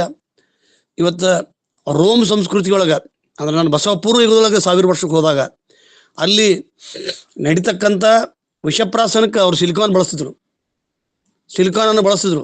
ಇವತ್ತು ಸಿಲಿಕಾನ್ ಚಿಪ್ಸ್ ಕಂಪ್ಯೂಟರ್ ಆಗತ್ತೆ. ನೀನು ಒಲಿದರೆ ವಿಷವೆಲ್ಲ ಅಮೃತಬಹುದಯ್ಯ. ಅದೇ ರೀತಿ ಅಕ್ಕಮಹಾದೇವಿ ಇಡೀ ಜೈವಿಕ ವಿಕಾಸವನ್ನ, ಇಡೀ ಎವಲ್ಯೂಷನ್ ಆಫ್ ಅರ್ತ್ ಜಗತ್ತನ್ನ ಎಷ್ಟು ಚಂದ ಹೇಳ್ತಾಳ ಅಂತಂದ್ರ, 1 ಅಲ್ಲ 2 ಅಲ್ಲ 3 ಅಲ್ಲ 4 ಅಲ್ಲ 1,84,000 ಯೋನಿಯೊಳಗೆ ಹುಟ್ಟಿ ಹುಟ್ಟಿ ಹುಟ್ಟಿ ಮತ್ತೆ ಬಂದೆ ಅಂತ. ಮೆಮಲಿಯನೊಳಗ ನಾನು 1,84,000 ಬರೀ ನಾನು ಮನುಷ್ಯರಾಗಿ ಬಂದಿಲ್ಲ ಅಂದ್ರೆ, ಐನ್ಸ್ಟೀನ್ ಹೇಳ್ದಂಗ energy is neither lost nor created ಅಂತ. ಶಕ್ತಿ ಕಳೆಯೋಕ್ಕೂ ಆಗಲ್ಲ, ವೃದ್ಧಿ ಮಾಡೋಕ್ಕೂ ಆಗೋದಿಲ್ಲ, ಇಟ್ ರಿಮೀನ್ಸ್ ಸೇಮ್. ಇಂಥ ಒಂದು ಚೈತನ್ಯವನ್ನ ತನ್ನದಾಗಿಸಿಕೊಂಡು ತಾನೇ ದೇವ ತಾನೇ ಮಹಾದೇವ ಅಂತಕ್ಕಂಥ ಒಂದು ಪಟ್ಟವನ್ನ ಕಟ್ಟಿದ್ದು ಶರಣರು. ಅದರೊಳಗೆ ಎಲ್ಲರೂ ಸಮಪಾಲ ಐತಿ. ಅಲ್ಲಮ ಅಂತೂ ಉದಕದೊಳಗೆ ಕಿತ್ತು ಹುಟ್ಟಿ ಸುಡುತ್ತಿಹುದು ಕಂಡೆ, ಗಗನದಲ್ಲಿ ಮಾಮರವ ಕಂಡೆ, ಪಕ್ಕವಿಲ್ಲದ ಹಕ್ಕಿ ಭುವಿಯ ನುಂಗಿದ ಕಂಡೆ ಕಾಣ, ಗುಹೇಶ್ವರ ನಿನ್ನ ಕಾಲದ ಭಿನ್ನಾಣ ಅಂತ ಅಂತಾರೆ. I can see a fire in a water. ಉದಕದೊಳಗೆ ಕಿತ್ತು ಹುಟ್ಟಿ ಸುಡುತ್ತಿಹುದು ಕಂಡೆ, ಗಗನದಲ್ಲಿ ಮಾಮರವ ಕಂಡೆ. ಇವತ್ತು ನಾಸಾ ವಿಜ್ಞಾನಿಗಳು ಚಂದ್ರನ ಮೇಲೆ ಮಾವಿನ ಗಿಡವನ್ನ, ಪೇರಲ್ ಗಿಡವನ್ನ ಹಚ್ತಾರ. ಇನ್ನೊಂದು ಸ್ವಲ್ಪ ದಿವಸಕ್ಕೆ ಇಲ್ಲಿಂದ ಎತ್ಕೊಂಡು ಒಯ್ದು ಅಲ್ಲಿ ಕೃಷಿಯನ್ನು ಮಾಡಬಹುದು. ಪಕ್ಕವಿಲ್ಲದ ಹಕ್ಕಿ ದುರಾತ್ಮ ಇವತ್ತು ಅಮೇರಿಕನ್ ಟವರ್ ಮೇಲೆ ಹಾಕಿದಂತ ಬಾಂಬ್ ಹಾಕ್ತಕ್ಕಂಥವ್ರು, ಇರಾಕ್ದೊಳಗಿರ್ತಕ್ಕಂಥ ಧ್ವಂಸ ಮಾಡ್ತಕ್ಕಂಥದ್ದು, ಇಡೀ ಜಗತ್ತನ್ನ ಧ್ವಂಸ ಇರ್ತಕ್ಕಂಥ ಒಂದು ಪ್ರಾಣ ಪಕ್ಷಿಗೆ ರೆಕ್ಕೆ ಪಕ್ಕಗಳಿಲ್ಲ. ಭುವಿಯ ನುಂಗಿದ ಕಂಡೆ ಕಾಣ ನಿನ್ನ ಗುಹೇಶ್ವರ ನಿನ್ನ ಕಾಲದ ಭಿನ್ನಾಣ. ಕಾಲಜ್ಞಾನದೊಳಗ ಶರಣರು ವಿ ಕೋಟ್ ನಾಸ್ಟ್ರಾಡಾಮಸ್, ಒಬ್ಬ ಫ್ರೆಂಚಿನ ಮಹಾದೊಡ್ಡ ಕಾಲಜ್ಞಾನಿ ಹೇಳ್ತಾನ, ಹಿಂಗಾಗೈತಿ, it is a science of an events to come ಅಂತಾರ. ಇದು ಕಾಲಜ್ಞಾನ ಅಂತಂದ್ರೆ ಕಾಲಕ್ಕೆ ತಕ್ಕಂತೆ ನಡೀತಕ್ಕಂಥ ಅದೊಂದು ಗ್ರಹಿಕೆ ಮೇಲೆ, ತನ್ನ ತರ್ಕ ಗ್ರಹಿಕೆ ಮೇಲೆ ಮಾಡಿದರು. ಅದರ ಶರಣರು ವಿಶೇಷವಾಗಿ ಅಲ್ಲಮ ಅವರೆಲ್ಲರನ್ನ ಮೀರಿಸಿ, ಇದು ಸಹಜದತ್ತವಾದಂಥ ಬದುಕು, ಇದು ಬಯಲು, ಇದು ಶೂನ್ಯ, ಅಕ್ಕನ ಕದಳಿ, ಬಸವಣ್ಣನ ಮಹಾಮನೆ, ಮಹಾಬೆಳಗು ಯಾವುದೂ ಅಲ್ಲ, ಉದಾತ್ತೀಕರಣದ ಪರಿಕಲ್ಪನೆ ಅಂತಕ್ಕಂಥದ್ದು. ನಾವು ಅನಗತ್ಯವಾಗಿ ಧರ್ಮವನ್ನೂ ಕೂಡ ಒಳಹೊಕ್ಕು ಸಂಪ್ರದಾಯವನ್ನಾಗಿ ಮಾಡಿದ್ವಿ. ವಿಜ್ಞಾನದ ಅತಿರೇಕದ ಭರಾಟೆಗೆ ಭೂಮಿಯನ್ನು ಹಾಳು ಮಾಡಕತ್ತೀವಿ. ಇದನ್ನು ನೋಡೇ ಕುವೆಂಪು ಅಂತಾನ, ಪ್ರಗತಿಯ ಹಂತಕ್ಕೋ ಪ್ರಳಯದ ದುರಂತಕ್ಕೋ ಓಡುತ್ತಿದೆ ಈ ವಿಶ್ವ ಅಂತ. ಜಗತ್ತು ಇವತ್ತು ಇಷ್ಟೊಂದು ಪ್ರಗತಿವಾಗತೈತಿ. ನಾವು ಮೊದಲಿಗೆ ENT ಸ್ಪೆಷಲಿಸ್ಟ್ ಅಂದ್ರೆ ಅವ ಕಣ್ಣು ಮೂಗು ಮತ್ತು ಕುತ್ತಿಗೆಯನ್ನ ನೋಡ್ತಕ್ಕಂಥ ಡಾಕ್ಟರ್ ಮೊದಲ. ಈಗ ENT ಡಾಕ್ಟರ್ ಇ ಅಂದ್ರೆ ಇಯರ್ಗಷ್ಟ, ಎನ್ ಅಂದ್ರೆ ನೋಸ್ ಅಷ್ಟ, ಟಿ ಅಂದ್ರೆ ಥ್ರೋಟ್ ಅಷ್ಟ.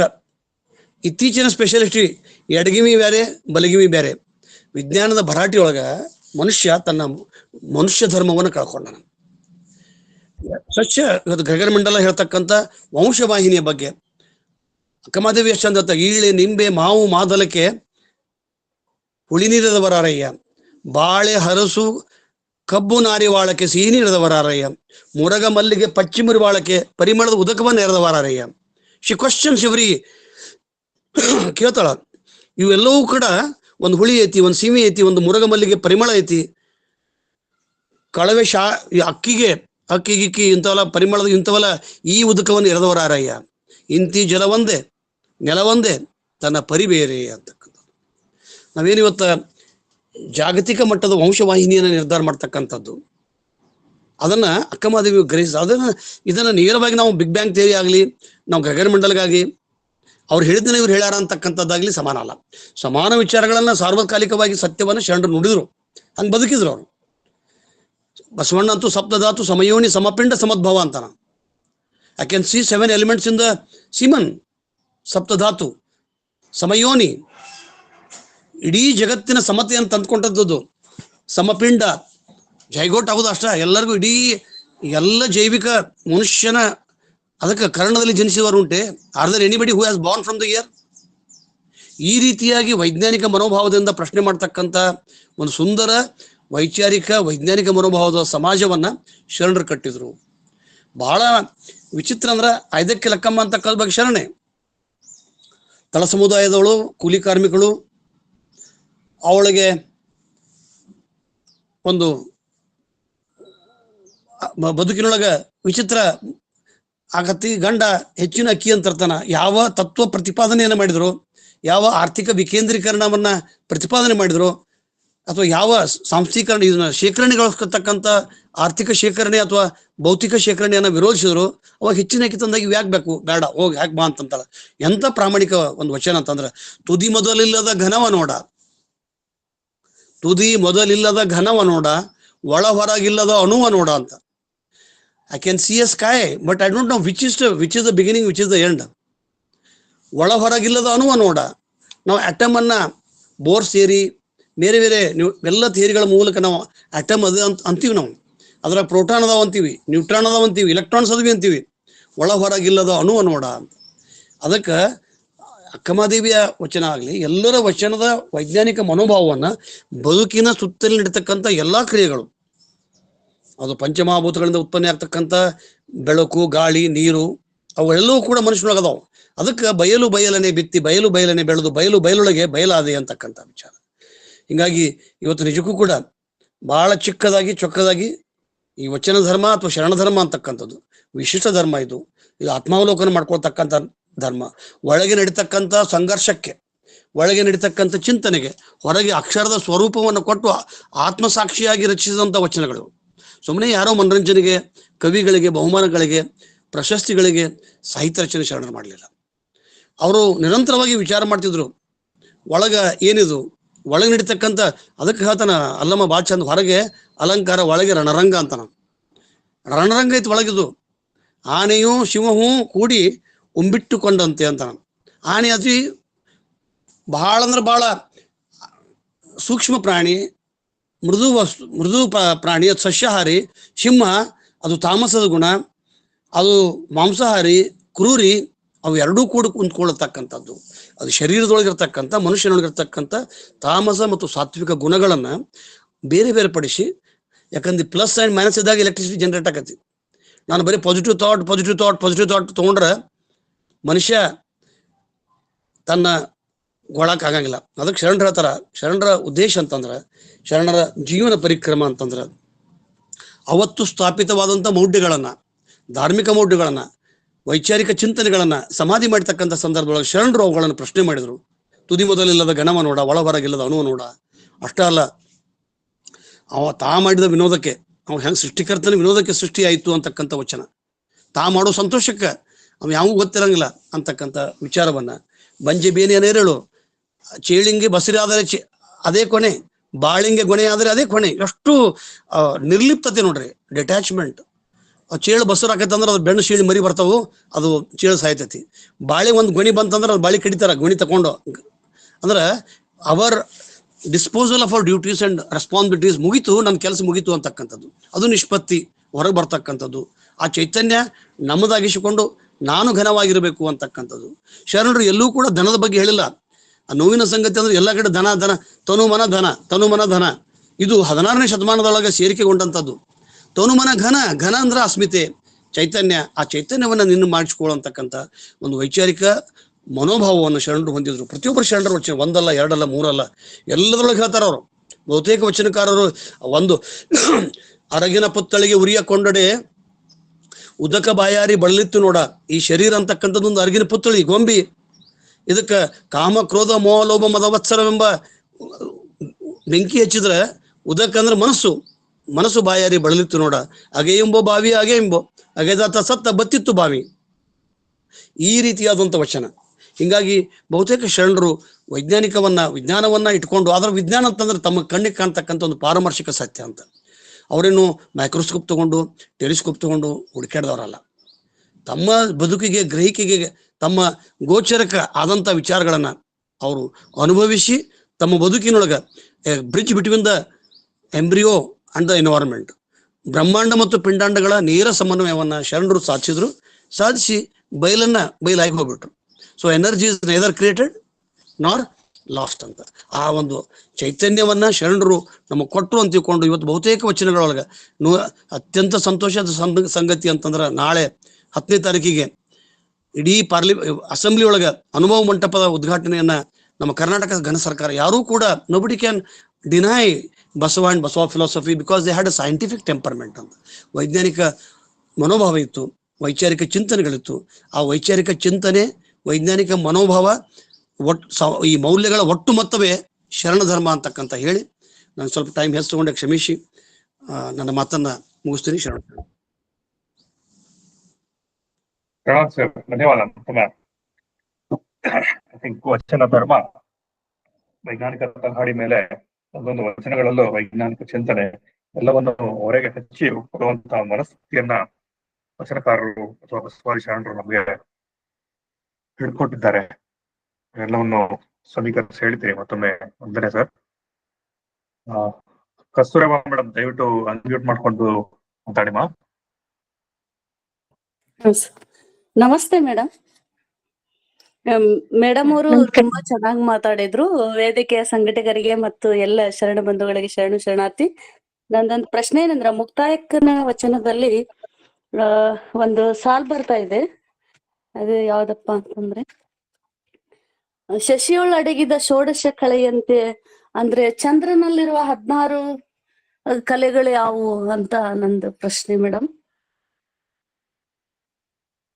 ಮುಕ್ತಾಯಕ್ಕನ ವಚನ ಅದಕ್ಕೆ ನಾನು ಕಸ್ತೂರಿಮ ನಾನು ಹೇಳ್ತೀನಿ, ಷೋಡಶಿ ಕಲೆ ಅಂತಂದ್ರೆ ವಿದ್ಯೆ ಅಂತಲ್ಲ. ಕಲೆ ಕಪ್ಪು ಕಲೆ, ಚಂದ್ರನೊಳಗ ಶಶಿ ಅಂತಂದ್ರೆ ಚಂದ್ರ, ಅದ್ರೊಳಗೆ ನಾವು ಬಾಹ್ಯವಾಗಿ ನಾವು ಕಾಣ್ತಕ್ಕಂಥದ್ದು ಪೂರ್ಣ ಹುಣ್ಣಿಮೆ ಒಳಗೆ ಚಂದ ಕಾಣ್ತೈತಿ, ಬಟ್ ಒಳಗೊಂದು ಕಪ್ಪು ಕಲೆ ಇರ್ತೈತಲ್ಲ. ಅಂದ್ರೆ ನಾವು ಯಾವ್ದನ್ನ ಮಾದರಿಯನ್ನಾಗಿ ತಗೊಂತೀವಿ, ಚಂದ್ರನನ್ನ ದೇವರನ್ನ ಕಾಣ್ತೀರಿ, ಅದ್ರೊಳಗೂ ಕಪ್ಪು ಕಲೆ ಐತಿ ಅಂತ ತಿಳ್ಕೊಂಡು ಆ ಚಂದ್ರ ದೈವ ಅಲ್ಲ ಅಂತ ನಿರಾಕರಣೆ ಮಾಡ್ತಕ್ಕಂಥ ಪ್ರತಿಪಾದನೆಗೆ ಇದೊಂದು ವಚನ ಅಷ್ಟೇ. ಹಂಗ ಹೇಳಿಲ್ರಿ ಸರ್ ಅವ್ರು. ನಮ್ಮ ಭಕ್ತಿ ಮತ್ತು ಯೋಗ ಎಷ್ಟು ಗೌಪ್ಯ ಇರ್ಬೇಕನ್ನೋದಕ್ಕೆ ಶಶಿಯೊಳ ಅಡಗಿದ ಷೋಡಶ ಕಳೆಯಂತೆ ಅಂತ ಮುಕ್ತಾಯಕ್ಕ ಹೇಳ್ತಾ ಇದ್ದಾಳೆ. ಆ ದೃಷ್ಟಿ ಒಳಗೆ ಅರ್ಥ ಗೊತ್ತಿದ್ರೆ ಯಾಕೆ ಪ್ರಶ್ನೆ ಮಾಡ್ತೀರಿ? ಗೊತ್ತಿದ್ರೆ ಕೇಳ್ಬಾರ್ದಲ್ಲ. ನೀವ್ ಹೇಳ್ರಿ, ಮಾಡ್ರಿ. ಅಲ್ಲ ನೀವ್ ಹೇಳ್ರಿ, ಅವ್ರನ್ನ ಪ್ರಶ್ನೆ ಮಾಡ್ರಿ. ಏನೈತಿ ಆ ಸತ್ಯ ನಿಮ್ಗೆ ಗೊತ್ತಿದ್ರೆ ಆ ಕಲೆ ಅಲ್ರಿ. ಅವ್ರು ಭಕ್ತಿ ಮತ್ತು ಯೋಗಕ್ಕೆ ಹೇಳಾರ್ರಿ, ಗೌಪ್ಯತೆಗೆ ಹೇಳಾರ್ರಿ. ಅದನ್ನ ಸತ್ಯ ಗೊತ್ತೈತಲ್ಲ ಮತ್ತೀಗ. ಈಗ ಲಾಸ್ಟ್ ಗೆ ಸೆಂಟೆನ್ಸ್ ತಗೋತಾರ್ರಿ ಅವ್ರು. ಆ 16 ಕಲೆಗಳು ಯಾವ ಅಂತ ಷೋಡಶ ಕಲೆಗಳಂತ ಕೇಳಾತೇನ್ರಿ ಸರ್ ನಾ. ಆ 16 ಕಲೆಗಳು ಇದಾವಲ್ಲ, ಹಂಗ ನಮ್ಮ ಭಕ್ತಿ ಮತ್ತು ಯೋಗ ಗೌಪ್ಯವಾಗಿರ್ಬೇಕು ಅನ್ನೋದನ್ನ ಹೇಳ್ತಾಳ. ಅಲ್ಲಿ 16 ಕಲೆಗಳು ಯಾವ ಗೌಪ್ಯ ಅದಾವು ಅಂತ ನಂದು ಈ ತರ ಪ್ರಶ್ನೆ ರೀ ಸರ್. ಅದು ಪ್ರಶ್ನೆ ಪೂಜೆ, ಆರತಿ, ಇವೇನದಲ್ಲ ಪ್ರಸಾದ, ಇವೇನು 16 ಷೋಡಶಿ ಕಳೆಗಳಂತಂದ್ರ ಅದು ವೈದಿಕ ಧರ್ಮದವು. ಅದನ್ನ ಅಲಗಳಿತಕ್ಕಂಥ ವಚನದೊಳಗೆ ನಾ ಹೇಳ್ತಿದ್ದೀನಿ. ಈ ವಚನವು ಕೂಡ ಮುಕ್ತಾಯಕ್ಕಂದು ವಚನ. ಇನ್ನು ಮುಕ್ತಾಯಕ್ಕನ ವಚನದೊಳಗ ಈ ಏನು ಷೋಡಶಿ ಪ್ರಕಾರಗಳಂತಂದ್ರೆ ಆರತಿ, ಧೂಪಾರತಿ, ಕುಂಕುಮ, ಅರ್ಚನೆಗಳು ಎಲ್ಲ ಬರ್ತಾವಲ್ಲ, ಷೋಡಶಿ 16 ಕಲೆಗಳು ಬರ್ತಾವಲ್ಲ, ಆ ಕಲೆಗಳ ಬಗ್ಗೆನೇ ಹೇಳ್ತಾರ ಅವ್ರು.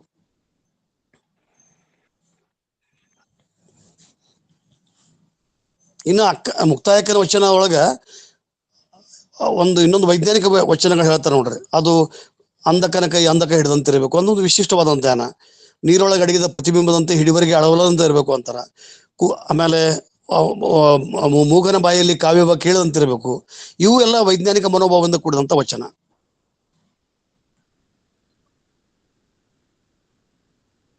ಸಂಗಪ್ಪ ಸರ್, ಪಡ್ನಾಡ್ ಸರ್.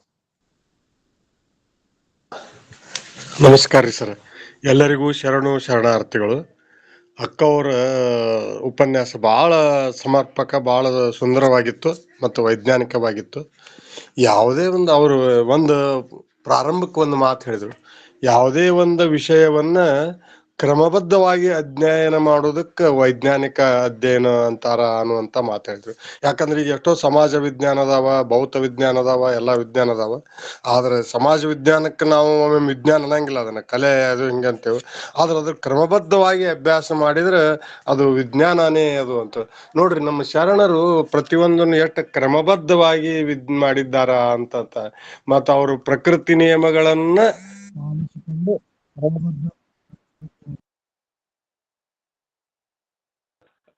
ನಿಯಮ ಬೇಕು ಮತ್ತ ಅದನ್ನ ನಾವು ಪ್ರಕೃತಿ ಮೇಲೆ ಅವಲಂಬಿತರು ಅಂತ ಅನ್ನೋದನ್ನ ವಿಚಾರ ಮಾಡಿ ಹೇಳಿದ್ರು. ಬಹಳ ಸುಂದರವಾಗಿ ನಾವು ನೋಡ್ರಿ ಕ್ರಮಬದ್ಧವಾಗಿ ಅಂದ್ರೆ ನಮ್ಮ ಶರಣರು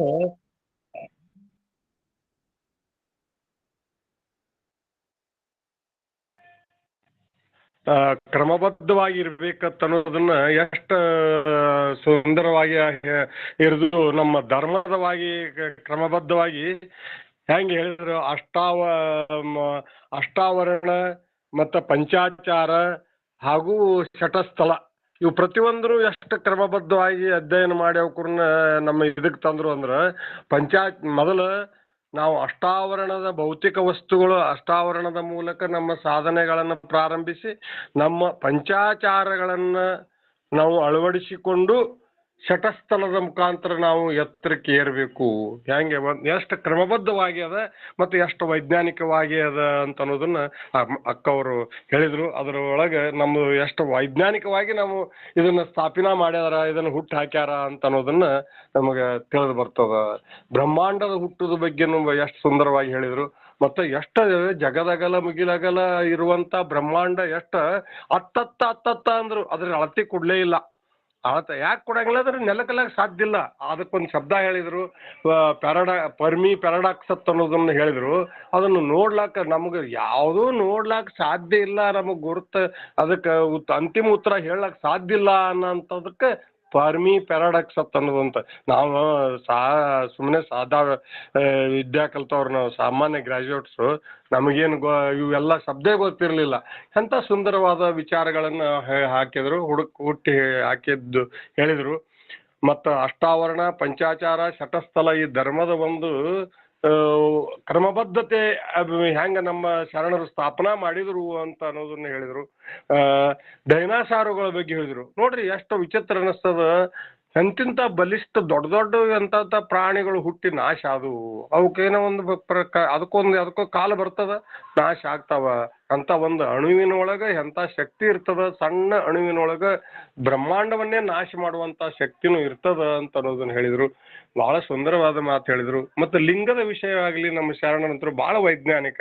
ಆ ಲಿಂಗದ ಮುಖಾಂತರ ನಮ್ಮ ಶಿವಯೋಗವನ್ನ ಇದು ಮಾಡೋದು ಎಷ್ಟು ವೈಜ್ಞಾನಿಕ ಅದ ಅಂತಂದ್ರೆ ಅದನ್ನ ನೋಡ್ತಾ ಬರೀ ಸುಮ್ಮನೆ ಪ್ರಕೃತಿಯನ್ನ ಹಾನಿ ಮಾಡಿಕೆಸಿಂದ ಲಕ್ಷಾಂತರ ಪತ್ರಿ ಅವು ಇವು ಟನ್ ಗಟ್ಲೆ ಎಣ್ಣೆ ಸುಟ್ಟು ಲಕ್ಷ ದೀಪೋತ್ಸವ ಇವು ಮಾಡೋದಲ್ಲ.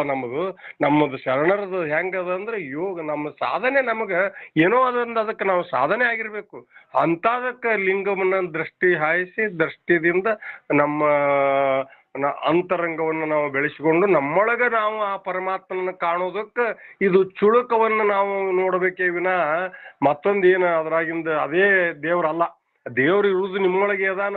ಆ ಇಡೀ ಜಗತ್ತವನ್ನ ನಾವು ತುಂಬಿದಂಥವ್ರು ನಮ್ಮ ಪರಮಾತ್ಮನ ಅಂಶ, ಅದು ನಮ್ಮಲ್ಲಿ ಅದ.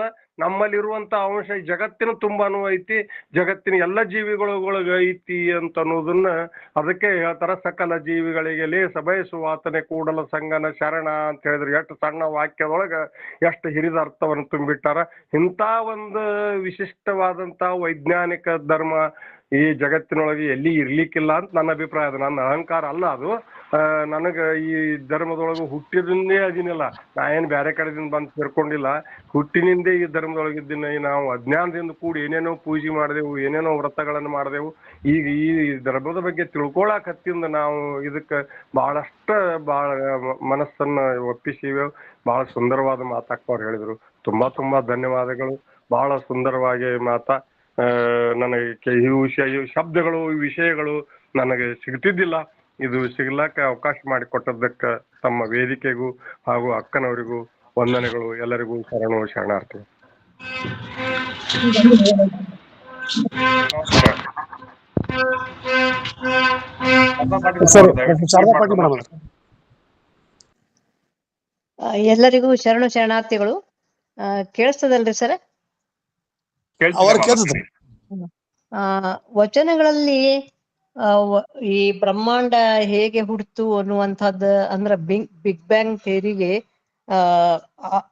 ಬಹಳಷ್ಟು ಸಮೀಪವಾಗಿರುವಂತಹ ನಾವು ವಿಷಯಗಳನ್ನ ನಾವಲ್ಲಿ ಅಭ್ಯಾಸ ಮಾಡ್ತೀವಿ. ಅದೇ ಆಳ ನಿರಾಳವಿಲ್ಲದೊಂದು ಶರಣನ್ನು ಉದಯಿಸಿದ ನಂದು ಅಂತ ಹೇಳಿ ಬರ್ತಾರೆ. ಯಾವಾಗ ಈ ಬಿಗ್ ಬ್ಯಾಂಗ್ ಥಿಯರಿಯ ಕೊನೆಗೆ ಏನಾಗ್ತದೆ ಅಂತಂದ್ರೆ ಒಂದು ದೇವ ಕಣ ಬರ್ತದೆ, ಅದು ಪ್ರೋಟೋಪ್ಲಾಸಮ್ ಅಂತ ಹೇಳ್ತೀವಿ. ಈ ತರದ ವೈಜ್ಞಾನಿಕ ಸಂಗತಿಗಳನ್ನ, ವೈಜ್ಞಾನಿಕ ಸತ್ಯಗಳನ್ನ ನಾವು ವಚನಗಳಲ್ಲಿ ಅಲ್ಲದೆ ತತ್ವಪದಗಳಲ್ಲಿ ಕೂಡ ನಾವು ಕಾಣ್ತೀವಿ ಅನ್ನುವಂತಹ ವಿಷಯ. ಇಲ್ಲಿ ನನಗೆ ತಕ್ಷಣಕ್ಕೆ ನೆನಪಾಗುವಂತಹ 2 ತತ್ವಪದಗಳನ್ನ ನಾನಿಲ್ಲಿ ನಿಮ್ಮಲ್ಲಿ ವಿಶದಪಡಿಸಲಿಕ್ಕೆ ಇಚ್ಛೆ ಪಡ್ತೇನೆ. ಒಂದು ಬಹುಶಃ ಅದು ಷಣ್ಮುಖ ಶಿವಯೋಗಿಗಳ ಭಕ್ತಿಗೀತೆ ಇರಬಹುದು. ಅದರಲ್ಲಿ ತನ್ನ ತಾನು ತಿಳಿದ ಮೇಲೆ ಇನ್ನೇನು ತಾನೇ ಪೃಥ್ವಿ ಆಪತೇಜ, ತಾನೇ ವಾಯು ಆಕಾಶಾತ್ಮ, ತಾನೇ ಸೂರ್ಯ ಚಂದ್ರ ತಾರ, ತಾನೇ ಸರ್ವೊಂದಾದ ಮೇಲೆ ಇನ್ನೇನು ತಾನೇ ಪಿಂಡಾಂಡ, ತಾನೇ ಬ್ರಹ್ಮಾಂಡ. ಅಂದ್ರೆ ಈ ಎಲ್ಲ ಈ ಪಂಚಭೂತಗಳಿಂದ ಮಾಡಿದಂತಹ ಶರೀರ, ಈ ಎಲ್ಲ ಶರೀರ ಈ ಮೂಲಭೂತ ವಸ್ತುಗಳನ್ನ ಒಳಗೊಂಡಿರುವಂತಹದ ಸತ್ಯವನ್ನ ಈ ಒಂದು ಭಕ್ತಿಗೀತೆಯಲ್ಲಿ ನಾವು ಕಾಣ್ತೀವಿ. ಇನ್ನೊಂದು ನನಗೆ ನೆನಪಾಗ್ತದೆ ಅಂದ್ರೆ, ನಮ್ಮ ವಿದ್ಯಾರ್ಥಿಗಳು ಹಾಡ್ತಿದ್ರು, ಭೂಮಿ ತೂಕದ ಹೆಣ್ಣು ಕುಂಬಾರ ಕಲಸಿದ ಮಣ್ಣು ಅಂತ.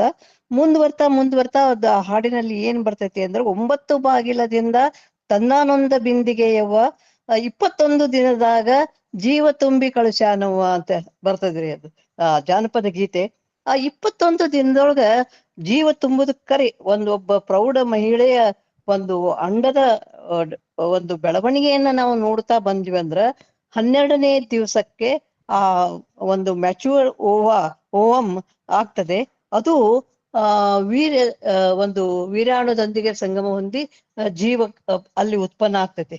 ಅಂದ್ರೆ ಯಾವುದೇ ಸೌಲಭ್ಯಗಳು, ವೈಜ್ಞಾನಿಕ ಸೌಲಭ್ಯಗಳನ್ರಿ, ಅಲ್ಟ್ರಾಸೌಂಡ್ ಸ್ಕ್ಯಾನಿಂಗ್ ಇರ್ಲಾರ್ದೆ ಈ 21 ದಿನದಾಗ ಜೀವ ತುಂಬಿ ಕಳುಶಾನುವ ಅಂತ ಹಾಡ ನಮ್ಗೆ ಆಕ್ಚುಲಿ ಬಹಳ ಥ್ರಿಲ್ಲಿಂಗ್ ಅನಿಸ್ತದ.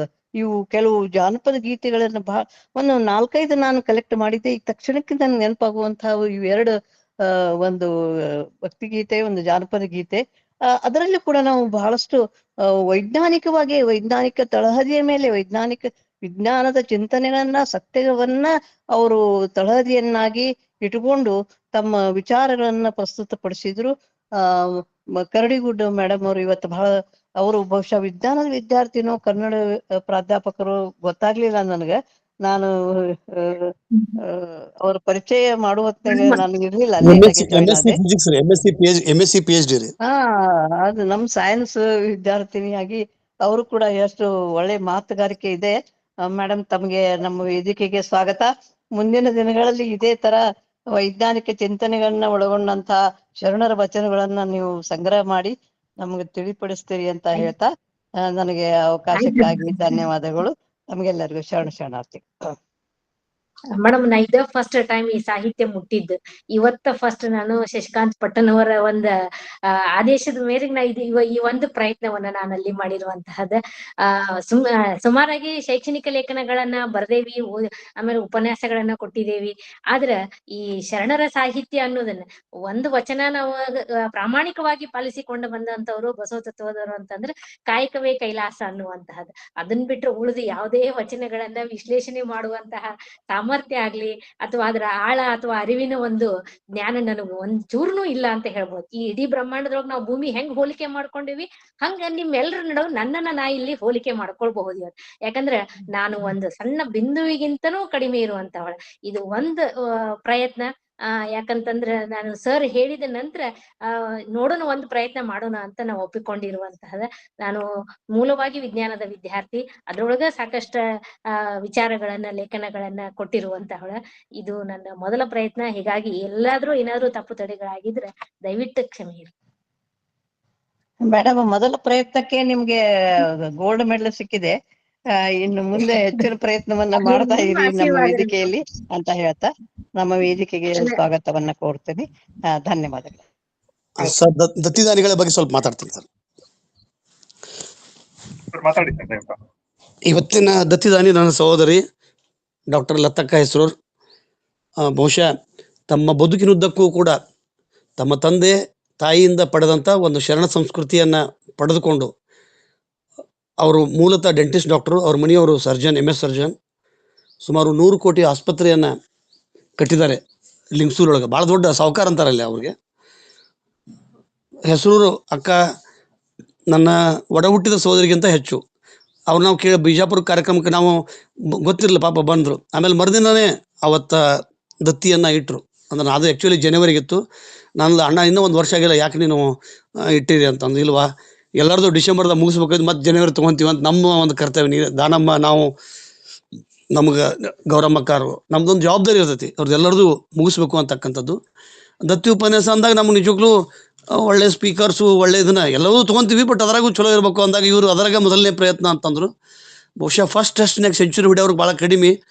ಅದರೊಳಗೆ ಡಾಕ್ಟರ್ ಶಶಿಕಲಾ ಕರಡಿಗುದ್ದಿ ಡಬಲ್ ಸೆಂಚುರಿ ಹೊಡೆದ್ರು. ಅವರು ವೈಜ್ಞಾನಿಕವಾಗಿ ಮತ್ತು ಆಧ್ಯಾತ್ಮಿಕವಾಗಿ ಎರಡನ್ನೂ ಕೂಡ ಗೆದ್ದು ಡಬಲ್ ಸೆಂಚುರಿ ಹೊಡೆದ್ರು. ನಮ್ಮಲ್ಲಿ ಏನು ಒಂದು ವಿಶೇಷತೆ ಅಂತಂದ್ರೆ, an award for the good work is an extra work ಅಂತ. ಒಂದು ಒಳ್ಳೆಯ ಉಪನ್ಯಾಸ ಕೊಟ್ಟರೆ ಇನ್ನು 2 ಉಪನ್ಯಾಸಗಳನ್ನ ನಾವು ತಾವು ತಯಾರಿ ಮಾಡಬೇಕು. ರುದ್ರಮೂರ್ತಿ ಅವರಿಗೆ, ದಾನಮ್ಮ ಅವ್ರಿಗೆ ತಿಳಿಸ್ಬೇಕು. ಯಾಕೆ ರವಿವಾರ ಅವರು ಸಂಪೂರ್ಣವಾಗಿ ಅವ್ರು ತೊಗೊತಾರೆ. ಬಹುಶಃ ರುದ್ರಮೂರ್ತಿ ಅವರು ಬಿಡಲ್ಲ, ಅವರು ಸೈನ್ಸ್ ಬ್ಯಾಕ್ಗ್ರೌಂಡ್ ಬಂದವರು ಅದಾರ.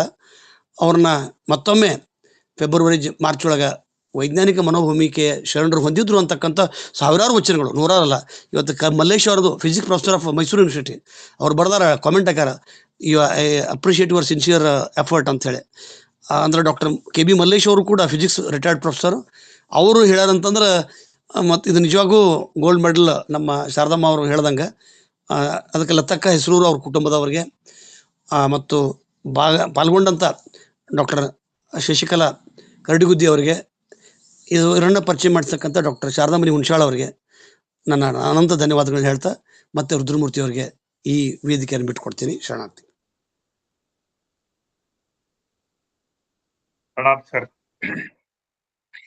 ಮೇಡಮ್, ವಿಜ್ಞಾನದ ವಿದ್ಯಾರ್ಥಿಯಾಗಿ ಮೊದಲನೇ ಕಾರ್ಯಕ್ರಮನ ಎಷ್ಟು ಚೆನ್ನಾಗಿ ನಡೆಸ್ಕೊಟ್ಟಿದ್ದೀರಿ. ಮತ್ತೊಮ್ಮೆ ಸರ್ ಹೇಳ್ದಂಗೆ ಇದು ಇಲ್ಲಿಗೆ ನಿಲ್ಲಂಗಿಲ್ಲ. ಮತ್ತೆ ನೀವು ಪದೇ ಪದೇ ವೇದಿಕೆಯಲ್ಲಿ ಒಂದಷ್ಟು ನಮ್ಮ ಜೊತೆಗೂಡಿ ಇನ್ನೊಂದಷ್ಟು ನಮ್ಮೆಲ್ಲರ ಜ್ಞಾನವನ್ನು ವೃತ್ತಿಪಡಿಸ್ಲಿಕ್ಕೆ ಹಲವಾರು ಉಪನ್ಯಾಸಗಳಲ್ಲಿ ಪಾಲ್ಗೊಳ್ಬೇಕು ಅಂತ ಮತ್ತೊಮ್ಮೆ ಎಲ್ಲರೂ ಕೇಳ್ಕೊಂಡಂಗೆ ನಾನು ಕೂಡ ಕೇಳ್ಕೊಂಡು ಈ ಕಾರ್ಯಕ್ರಮದ ಮುಂದಿನ ಭಾಗ sir Horatti sir, Horatti sir, ಪ್ರಶ್ನೆ ಮಾಧು ಹೊರಟ್ಟಿ ಸರ್.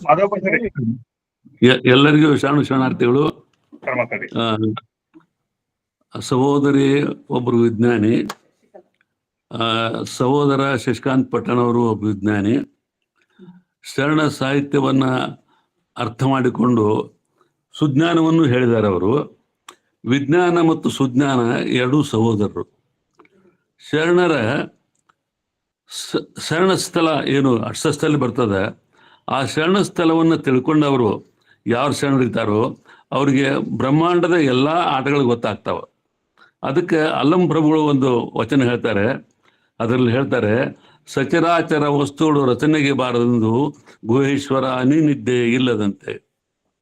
ಅಂದ್ರೆ ಇದು ಎಷ್ಟೊಂದು ವೈಜ್ಞಾನಿಕವಾಗಿ, ಎಷ್ಟೊಂದು ಸುಜ್ಞಾನಿಕವಾಗಿ ಇರುವಂತಹ ಒಂದು ವಚನ.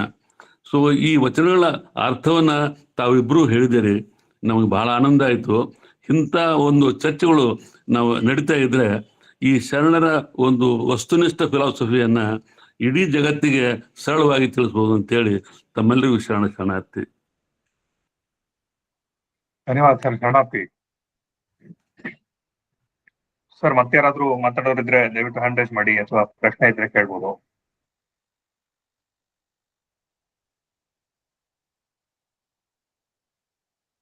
ಒಂದು ಸಣ್ಣ ಕರೆಕ್ಷನ್ ಸರ್, ಒಂದು ಸಣ್ಣ ಕರೆಕ್ಷನ್. ಮೇಡಮ್ ಅವರು ಆರಂಭದೊಳಗೆ ಈ ವಚನ ಚಳವಳಿ 11 ಮತ್ತು 12ನೇ ಶತಮಾನ ಅಂತಂದ್ರು. ಅದು ಅಲ್ಲ, 12ನೇ ಶತಮಾನ. ಯಾಕಂದ್ರೆ ಮತ್ತೆ 11ನೇ ಶತಮಾನ ಅಂತಂದ್ರೆ ಅಲ್ಲಿ ಮತ್ತೆ ಪಂಚಪೀಠದವ್ರು ಬಂದು ನಿಂತು ಬಿಡ್ತಾರೆ, ನಾವ ಓನರ್ ಅಂತ ತಿಳ್ಕೊಂಡು. ಆ ಕಾರಣದಿಂದ ಸಣ್ಣ ರುದ್ರಮೂರ್ತಿ 15-16 ಶತಮಾನಕ್ಕೆ ಪಂಚಪೀಠದವ್ರು ಬರ್ತಾರಂತ, ಈಗ 11ಕ್ಕೆ ಹೋಗ್ಬಿಟ್ರೆ ಅಲ್ಲಲ್ಲ, ಹೆಂಗೆ? ಹನ್ನೊಂದಾದ್ರೆ ಮತ್ತೆ ಯಾರಾದ್ರೂ ಮತ್ತೆ ಮಾಲಕರಾಗ್ಬೋದು. 12ನೇ ಶತಮಾನ ಮೇಡಮ್, ಅದಕ್ಕೆ ವಚನ ಚಳವಳಿ ಆಗಿ ಆರಂಭ ಆಗಿದ್ದೆ 12ನೇ ಶತಮಾನ. ಧನ್ಯವಾದಗಳು. ಇನ್ನೊರು ಯಾರು ಹ್ಯಾಂಡ್ ರೈಸ್ ಮಾಡಿದಾರೆ ನೋಡಿ ಸರ್. ವೀಣಾ ಎಲ್ಲಿಗಾರ್ ಮೇಡಮ್, ದಯವಿಟ್ಟು ಮಾತಾಡಿ ಮಾ. ಡಾಕ್ಟರ್ ವೀಣಾ ಎಲ್ಲಿಗಾರ್. ಎಲ್ಲರಿಗೂ ಶರಣಾರ್ಥಿಗಳು. ಡಾಕ್ಟರ್ ಶಶಿಕಲಾ ಮೇಡಮ್ ಅವರು ಶರಣರ ವಚನಗಳಲ್ಲಿ ವೈಜ್ಞಾನಿಕತೆ ಎನ್ನುವ ವಿಷಯವನ್ನು 2 ವಚನಗಳನ್ನು ಇಟ್ಟುಕೊಂಡು ಬಹಳ ಸವಿಸ್ತಾರವಾಗಿ ಹೇಳಿದ್ರು. ಮತ್ತೆ ಶಾರದಾ ಮೇಡಮ್ ಅವರು, ಪಟ್ಟಣ್ ಸರ್ ಅವರು ಹೇಳದ ಹಾಗೆ, ರುದ್ರಮೂರ್ತಿ ಅವರು ಹೇಳದ ಹಾಗೆ, ಇದೊಂದು ಹೊಸ ಕಾನ್ಸೆಪ್ಟ್. ಈ ತರ ಚಿಂತನೆಗಳು ನಮ್ಮ ವೇದಿಕೆ ಒಳಗ ಆಗ್ಬೇಕು ಅಂತ ನಾನು ಮತ್ತೆ ಅನ್ಕೊಂತೇನೆ. ಯಾಕಂದ್ರೆ ಶರಣರ ಚಿಂತನೆಗಳ ಸಾಮಾಜಿಕ, ಧಾರ್ಮಿಕ, ಬೇರೆ ಎಲ್ಲ ನಿಟ್ಟಿನೊಳಗೆ ನಾವು ಚರ್ಚೆ ಮಾಡ್ತಿರ್ತೀವಿ. ಇದು ಒಂದು ಭೌತಶಾಸ್ತ್ರದ ಪ್ರಾಧ್ಯಾಪಕರಾಗಿ ಭೌತ ವಿಜ್ಞಾನವನ್ನ ಹೇಗೆ ಶರಣರು ಅರ್ಥ ಮಾಡ್ಕೊಂಡಿದ್ರು ಮತ್ತೆ ಅದನ್ನ ಹೇಗೆ ವಚನಗಳಲ್ಲಿ ಅಳವಡಿಸ್ಕೊಂಡಿದ್ರು ಅನ್ನೋದನ್ನ ನೀವು ಬಹಳ ಸವಿಸ್ತಾರವಾಗಿ ಹೇಳಿದ್ರಿ. ಇದಿನ್ನೂ ಅಧ್ಯಯನ ಮಾಡ್ಬೇಕಾದಂತ ಒಂದು ಏರಿಯಾ ಅಂತ ನನ್ಗೆ ಅನಿಸ್ತದೆ. ಅದು ತಮ್ಮಂತವರಿಂದ ಮಾತ್ರ ಸಾಧ್ಯ. ಯಾಕಂದ್ರೆ ಶರಣರ ವಚನಗಳಲ್ಲಿ ನಾವು ಮನೋವೈಜ್ಞಾನಿಕವಾಗಿ ಈಗಾಗಲೇ ಸಾಕಷ್ಟು ಕೆಲಸವನ್ನ ಮಾಡಿದೀವಿ. ಆ ಏರಿಯಾದೊಳಗೆ ನಡೆದಿದೆ. ಸಾಕಷ್ಟು ಜನ ಅದ್ರ ಬಗ್ಗೆ ಚಿಂತನೆಯನ್ನ ಮಾಡ್ತಾರೆ. ಯಾಕಂದ್ರೆ ಬಸವಣ್ಣವರ ವಚನಗಳೇ ಪೂರ್ಣ ಮನೋವೈಜ್ಞಾನಿಕ ಒಂದು ಸಿದ್ಧಾಂತವನ್ನ ಒಳಗೊಂಡದ್ದು ಅನ್ನೋದು ನಮ್ಗೂ ಗೊತ್ತಿರುವಂತದ್ದು. ಅದೇ ರೀತಿಯಾಗಿ ಒಂದು ಭೌತಿಕ ಚಿಂತನೆ, ಸರ್ ಹೇಳಿದಾಗೆ ಅದು ಬಿಗ್ ಬ್ಯಾಂಗ್ ಥಿಯರಿ ಇರ್ಬೋದು, ಒಂದು ಜೈವಿಕ ವಿಕಾಸ ಇರ್ಬೋದು. ಯಾಕಂದ್ರೆ ನಮ್ಮ ಅಕ್ಮಾದಿ ವಚನಗಳಲ್ಲಿ ಬರ್ತದೆ, ಚನ್ನಬಸವಣ್ಣವ್ರ ವಚನಗಳಲ್ಲಿ ಸಾಕಷ್ಟು ಅವರ ಕರ್ಣ ಹಸಿಗೆ ಅಂತೂ ಒಂದು ಮಗು ಗರ್ಭಾವಸ್ಥೆಯಲ್ಲಿ ಇದ್ದಾಗಿನಿಂದ ಹೇಗೆ ಮೊದಲ ದಿನದಿಂದ ಅಂಕುರ ಆಗ್ತದೆ, 9 ತಿಂಗಳವರೆಗೆ ಹೆಂಗ್ ಡೆವಲಪ್ ಆಗ್ತದೆ ಅನ್ನೋದನ್ನ ಬಹಳ ಸವಿಸ್ತಾರವಾಗಿ, ಅದರ ಕೂದಲು ಯಾವಾಗ ಬರ್ತದೆ, ಅದರ ಉಗುರು ಯಾವಾಗ ಬರ್ತದೆ, ಅದರದ ಇದು ಎಲ್ಲ ಪ್ರತಿಯೊಂದನ್ನ ಅವ್ರು ಹೇಳ್ತಾ ಹೋಗ್ತಾರೆ. ವಿದೌಟ್ ಸ್ಕ್ಯಾನಿಂಗ್ ಮೇಡಮ್, ಸ್ಕ್ಯಾನಿಂಗ್ ಮಾಡಿ ಇವತ್ತು ನಾವು ರಿಪೋರ್ಟ್ ಕೊಡ್ತೀವಿ. ವಿದೌಟ್ ಸ್ಕ್ಯಾನಿಂಗ್ ಅವರು ಪ್ರತಿಯೊಂದನ್ನ ಅಲ್ಲಿ ಗಮನಿಸಿದ್ರು. ಅಂದ್ರೆ ಏನು ಮೆಡಿಕಲ್ ಸೈನ್ಸ್ ಓದಿದ್ರು ನಮ್ಮ ಶರಣರು ಅಂತ, ಅದು ಬಹಳ ಆಶ್ಚರ್ಯ ಅನಿಸ್ತದೆ. ಅದು ನಿಮ್ಮಂತವರಿಂದ ಮಾತ್ರ ಹೆಚ್ಚು ಅಧ್ಯಯನಕ್ಕೆ ಒಳಗಾದಾಗ ಇನ್ನೂ ಹೆಚ್ಚಿನ ಸತ್ಯ ಸಂಗತಿಗಳು. ಯಾಕಂದ್ರೆ ಶರಣರ ಬಗ್ಗೆ ಎಲ್ಲೋ ಒಂದು ಮನೋವೈಜ್ಞಾನಿಕ ಮಾತು ಬಂದಾಗ ನನ್ಗೆ ನೆನಪಾಯ್ತು. ಸಿಗ್ಮಂಡ್ ಫ್ರಾಯ್ಡ್ ಹೇಳ್ತಾನೆ, ಯಾರು ನಿಜವಾದ ಆರೋಗ್ಯವಂತರು ಅಂತ ಒಂದು ಕ್ವಶನ್ ಮಾಡ್ತಾರೋ. ಮಾಡಿದಾಗ ಸಿಗ್ಮಂಡ್ ಫ್ರಾಯ್ಡ್ ಹೇಳ್ತಾರಂತೆ, ಎಲ್ಲರನ್ನ ಪ್ರೀತಿಸಲು ಯಾರು ಶಕ್ತರಾಗಿರ್ತಾರೆ ಮತ್ತು ಯಾರು ಕಾರ್ಯಪ್ರವೃತ್ತರಾಗ್ತಾರಲ್ಲ ಅವನು ಆರೋಗ್ಯವಂತ ಮನುಷ್ಯ ಅಂತ. ಎಲ್ಲರನ್ನು ಪ್ರೀತಿಸುವುದನ್ನ ನಮ್ಮ ಬಸವಣ್ಣ ನಮಗೆ ಹೇಳ್ಕೊಟ್ಟ. ದಯೆ ಇರಲಿ ಸಕಲ ಪ್ರಾಣಿಗಳಲ್ಲಿ. ಕಾರ್ಯಪ್ರವೃತ್ತರಾಗ್ಬೇಕು ಅನ್ನೋದನ್ನ ಕಾಯಕದ ಮೂಲಕ ನಮ್ಮ ಬಸವಣ್ಣವರು ಶರಣರು ಹೇಳ್ಕೊಟ್ರು. ಕಾಯಕ ಅಂದ್ರೆ ಕೇವಲ ಆರ್ಥಿಕ ಅಭಿವೃದ್ಧಿ ಅಲ್ಲ, ನಮ್ಮನ್ನ ನಾವು ದೈಹಿಕವಾಗಿ ತೊಡಗಿಸಿಕೊಳ್ಳೋದು. ಅಂದಾಗ ನಾವು ಮಾನಸಿಕವಾಗಿ ಸ್ವಸ್ಥರಾಗ್ತೀವಿ ಅನ್ನುವಂತ ಇಂಥವೆಲ್ಲ ಭೌತಿಕ ಮತ್ತು ಮಾನಸಿಕ ಒಂದು ವೈಜ್ಞಾನಿಕ ಸತ್ಯಗಳನ್ನ ನಮ್ಮ ಶರಣರು ಹೇಳಿದ್ದಾರೆ. ಇವತ್ತು ನಿಜವಾಗ್ಲೂ ಒಂದು ಒಳ್ಳೆಯ ಚಿಂತನೆ ವೇದಿಕೆಯಲ್ಲಿ ನಡೀತು ಅಂತ ನಾನು ಅನ್ಕೊಂತೇನೆ. ಮತ್ತೆ ಇನ್ನೊಂದು ತಮಗೆ ಅಭಿನಂದನೆಗಳನ್ನು ಸಲ್ಲಿಸ್ತಾ, ಇನ್ನೊಂದು ಈ ವೇದಿಕೆಯಲ್ಲಿ ನಾನು ಹೇಳ್ಬೇಕಾದಂತ ವಿಷಯ, ನಮ್ಮ ಮಹಾವಿದ್ಯಾಲಯದಲ್ಲಿ ಡಿಸೆಂಬರ್ 12ನೇ ತಾರೀಕು ಅಕ್ಕನ ಅರಿವಿನ ವೇದಿಕೆಯ ಸಹಯೋಗದೊಳಗ ನಾವೊಂದು MOU ಮಾಡ್ಕೊಂಡು 3 ವರ್ಷ ಆಯ್ತು. ಇದು 2ನೇ ವಿಚಾರ ಸಂಕಿರಣ, ಅಂತಾರಾಷ್ಟ್ರೀಯ ಮಟ್ಟದ ವಿಚಾರ ಸಂಕಿರಣ. ತಮಗೆಲ್ಲ ಗೊತ್ತಿರೋ ಹಾಗೆ ಈಗಾಗಲೇ ಸಾಕಷ್ಟು ಸಲ ನಾವು ಅದನ್ನ ಪ್ರಸ್ತಾವನೆ ಮಾಡಿದ್ದು. ನಿನ್ನೆ ತಾರಾ ಮೇಡಮ್ ಅವರು ಹೇಳಿದ ಹಾಗೆ ತಾವೆಲ್ಲರೂ ಅವತ್ತು 12ನೇ ತಾರೀಕು ಆ ಕಾರ್ಯಕ್ರಮಕ್ಕೆ ನಮ್ಮ ಮಹಾವಿದ್ಯಾಲಯಕ್ಕೆ ಬರಬೇಕು. ಮತ್ತೊಮ್ಮೆ ಶರಣ ಚಿಂತನೆಗಳು ಸಾಕಷ್ಟು ವೇದಿಕೆಯೊಳಗ ಸಾಕಷ್ಟು ಕಡೆ ನಡೀತವೆ. ಆದ್ರೆ ನಮ್ಮ ಅಕ್ಕನ ಅರಿವಿನ ವೇದಿಕೆಯೇ ಬಹಳ ಭಿನ್ನ. ಯಾಕಂದ್ರೆ ಅದು ವೈಚಾರಿಕ ಮತ್ತು ಶರಣರ ತಾತ್ವಿಕ ಸ್ಪಷ್ಟತೆಯನ್ನ ಹೇಳುವಂತ ವೇದಿಕೆ ಅಂತ ನಾನು ಅಭಿಮಾನದಿಂದ ಹೇಳ್ತೇನೆ. ಅಂತಹ ಚಿಂತನೆಗಳು ಮತ್ತೊಮ್ಮೆ ಬೇರೆ ಬೇರೆ ಕಡೆ ಪ್ರಸಾರ ಮಾಡುವಂತಹ ಒಂದು ಕೆಲಸವನ್ನ ಅಕ್ಕನ ಅರಿವಿನ ವೇದಿಕೆ ಕೈಕೊಂಡಿದೆ. ಆ ಹಿನ್ನೆಲೆಯಲ್ಲಿ ನಮ್ಮ ಮಹಾವಿದ್ಯಾಲಯದಲ್ಲಿ ಈ ಕೆಲಸ ಒಂದು ಅಂತಾರಾಷ್ಟ್ರೀಯ ಮಟ್ಟದ ಒಂದು ಸಮ್ಮೇಳನವನ್ನ ನಾವು ಹಮ್ಮಿಕೊಂಡಿದೀವಿ. ಸಾಕಷ್ಟು ಜನ ಪ್ರಾಧ್ಯಾಪಕರು, ಸಂಪನ್ಮೂಲ ವ್ಯಕ್ತಿಗಳು ಈಗಾಗಲೇ ನನ್ನ ಕಾರ್ಡ್ ಹಾಕಿದಾಗ ಎಲ್ಲರೂ ಬರ್ತಾ ಇದ್ದಾರೆ. ನಿಷ್ಪತ್ತಿ ಎನ್ನುವ ಪುಸ್ತಕ, ಸಂಶೋಧನಾ ಪ್ರಬಂಧಗಳ ಪುಸ್ತಕ ಬಿಡುಗಡೆ ಆಗ್ತಾ ಇದೆ. ಆ ಪುಸ್ತಕ ಬಿಡುಗಡೆಯನ್ನ ಡಾಕ್ಟರ್ ಆಲೂರ್ ಅವರು ಮಾಡ್ತಾ ಇದ್ದಾರೆ. ಮತ್ತೆ ಡಾಕ್ಟರ್ ಲಿಂಗಪ್ಪಣ್ಣ ಕಲಬುರ್ಗಿ ಅವರು ಬರ್ತಾ ಇದ್ದಾರೆ, ಸಿದ್ದಪ್ಪಣ್ಣ ಬಾಗಲಕೋಟೆ ಅವರು, ಡಾಕ್ಟರ್ ವೀರಣ್ಣ ರಾಜೂರ್ ಅವರು, ಎಲ್ಲ ಈ ಕ್ಷೇತ್ರದೊಳಗೆ ಕೆಲಸ ಮಾಡಿದಂತ ಅನೇಕ ಸೋಸಲೆ ಅವರು ಸಾಕಷ್ಟು ಜನ ಬರ್ತಾ ಇದ್ದಾರೆ. ತಾವು ಎಲ್ಲರೂ ಬಂದು ಕಾರ್ಯಕ್ರಮಕ್ಕೆ ಶೋಭೆಯನ್ನು ಕೊಡಬೇಕು. ಹಿರಿಯರಾದಂತ ನಮ್ಮ ಹೊರಟ್ಟಿ ಸರ್ ಅವರು ಕೂಡ ಅವತ್ತು ಬರ್ತಾ ಇದ್ದಾರೆ. ಅವರ ಉಪಸ್ಥಿತಿ ನಮ್ಮ ವೇದಿಕೆಗೆ ಒಂದು ಶೋಭೆ ಅಂತ ನಾನು ಅನ್ಕೊಂತೇನೆ. ಶಾರದಮ್ಮ ಪಾಟೀಲ್ ಅವರು ಕೂಡ ಅವತ್ತು ಬರ್ತಾ ಇದ್ದಾರೆ. ಅವರೆಲ್ಲರೂ ಉಪಸ್ಥಿತಿಯೊಂದಿಗೆ ಎಲ್ಲ ಕಿರಿಯ ಎಲ್ಲ ಅಕ್ಕನ ಅರಿವಿನ ಸದಸ್ಯರು ಆಗಮಿಸಿ ಪಟ್ಟಣ ಸರ್ ಅವರ ಮಾರ್ಗದರ್ಶನದಲ್ಲಿ ನೀವೆಲ್ಲರೂ ಈ ಕಾರ್ಯಕ್ರಮವನ್ನ ಯಶಸ್ವಿಗೊಳಿಸೋಣ ಅಂತ ಹೇಳ್ತಾ ಈ ಅವಕಾಶಕ್ಕೆ ನಾನು ಧನ್ಯವಾದಗಳನ್ನ ಅರ್ಪಿಸ್ತೇನೆ. ಶರಣಾರ್ಥಿಮ ಧನ್ಯವಾದ.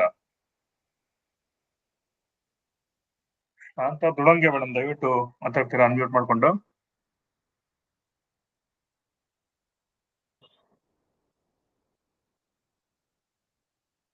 ಶಾಂತ ದುಳಂಗೆ ಅವರು ಹ್ಯಾಂಡ್ ರೈಸ್ ಮಾಡಿದ್ರಿ. ಶರಣಾರ್ಥಿಗಳು. ವೈಜ್ಞಾನಿಕ ರೀತಿಯಿಂದ ಇದು ವಚನಗಳದ್ದು ಅರ್ಥ ಆಗಲಿ ಅಥವಾ ನಮ್ಮ ಜೀವನದ ಒಂದು ಪರಿಕ್ರಮ, ಹುಟ್ಟಿದ ಕೂಸು ಹಿಡ್ಕೊಂಡು ಇದನ್ನ ಹೆಂಗ ಇದು ತಯಾರಾಗ್ತೈತಿ ಅನ್ನೋದನ್ನ ಶರಣರ ದೃಷ್ಟಿಯಿಂದ ಭಾಳ ಚಲೋ ಹೇಳಿದ್ರಿ. ಶಶಿಕಲಾ ಮೇಡಮ್ ಅವ್ರಿಗೆ ಧನ್ಯವಾದಗಳು. ಶರಣಾರ್ಥಿಗಳು.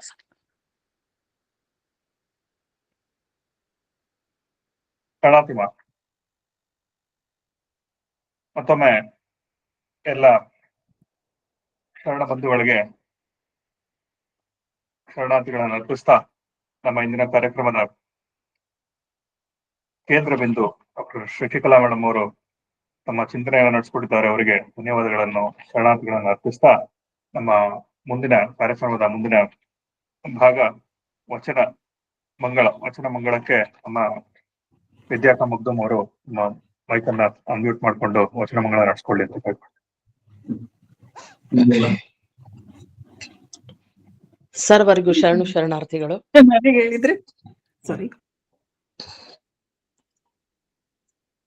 ಅರ್ಚನೆ ಪೂಜನೆ ನೇಮವಲ್ಲ, ಅರ್ಚನೆ ಪೂಜನೆ ನೇಮವಲ್ಲ, ಮಂತ್ರ ತಂತ್ರ ನೇಮವಲ್ಲ, ಮಂತ್ರ ತಂತ್ರ ನೇಮವಲ್ಲ, ಧೂಪ ದೀಪಾರತಿ ನೇಮವಲ್ಲ, ಧೂಪ ದೀಪಾರತಿ ನೇಮವಲ್ಲ, ನೇಮವಲ್ಲ, ನೇಮವಲ್ಲ,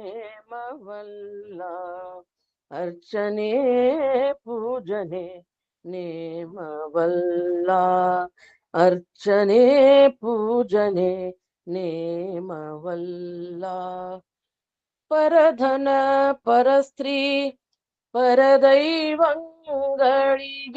ಪರಧನ ಪರಸ್ತ್ರೀ ಪರದೈವಂಗಳಿಗೆ ಎರಗದಿಪ್ಪುದೇ ನೇಮ, ಎರಗದಿಪ್ಪುದೇ ನೇಮ, ಪರಧನ ಪರಸ್ತ್ರೀ ಪರದೈವಂಗಳಿಗೆ ಎರಗದಿಪ್ಪುದೇ ನೇಮ, ಶಂಭುಜಕ್ಕೇಶ್ವರನಲ್ಲಿ ಇವು ಶಂಭುಜಕ್ಕೇಶ್ವರ ಆ ಆ ಆ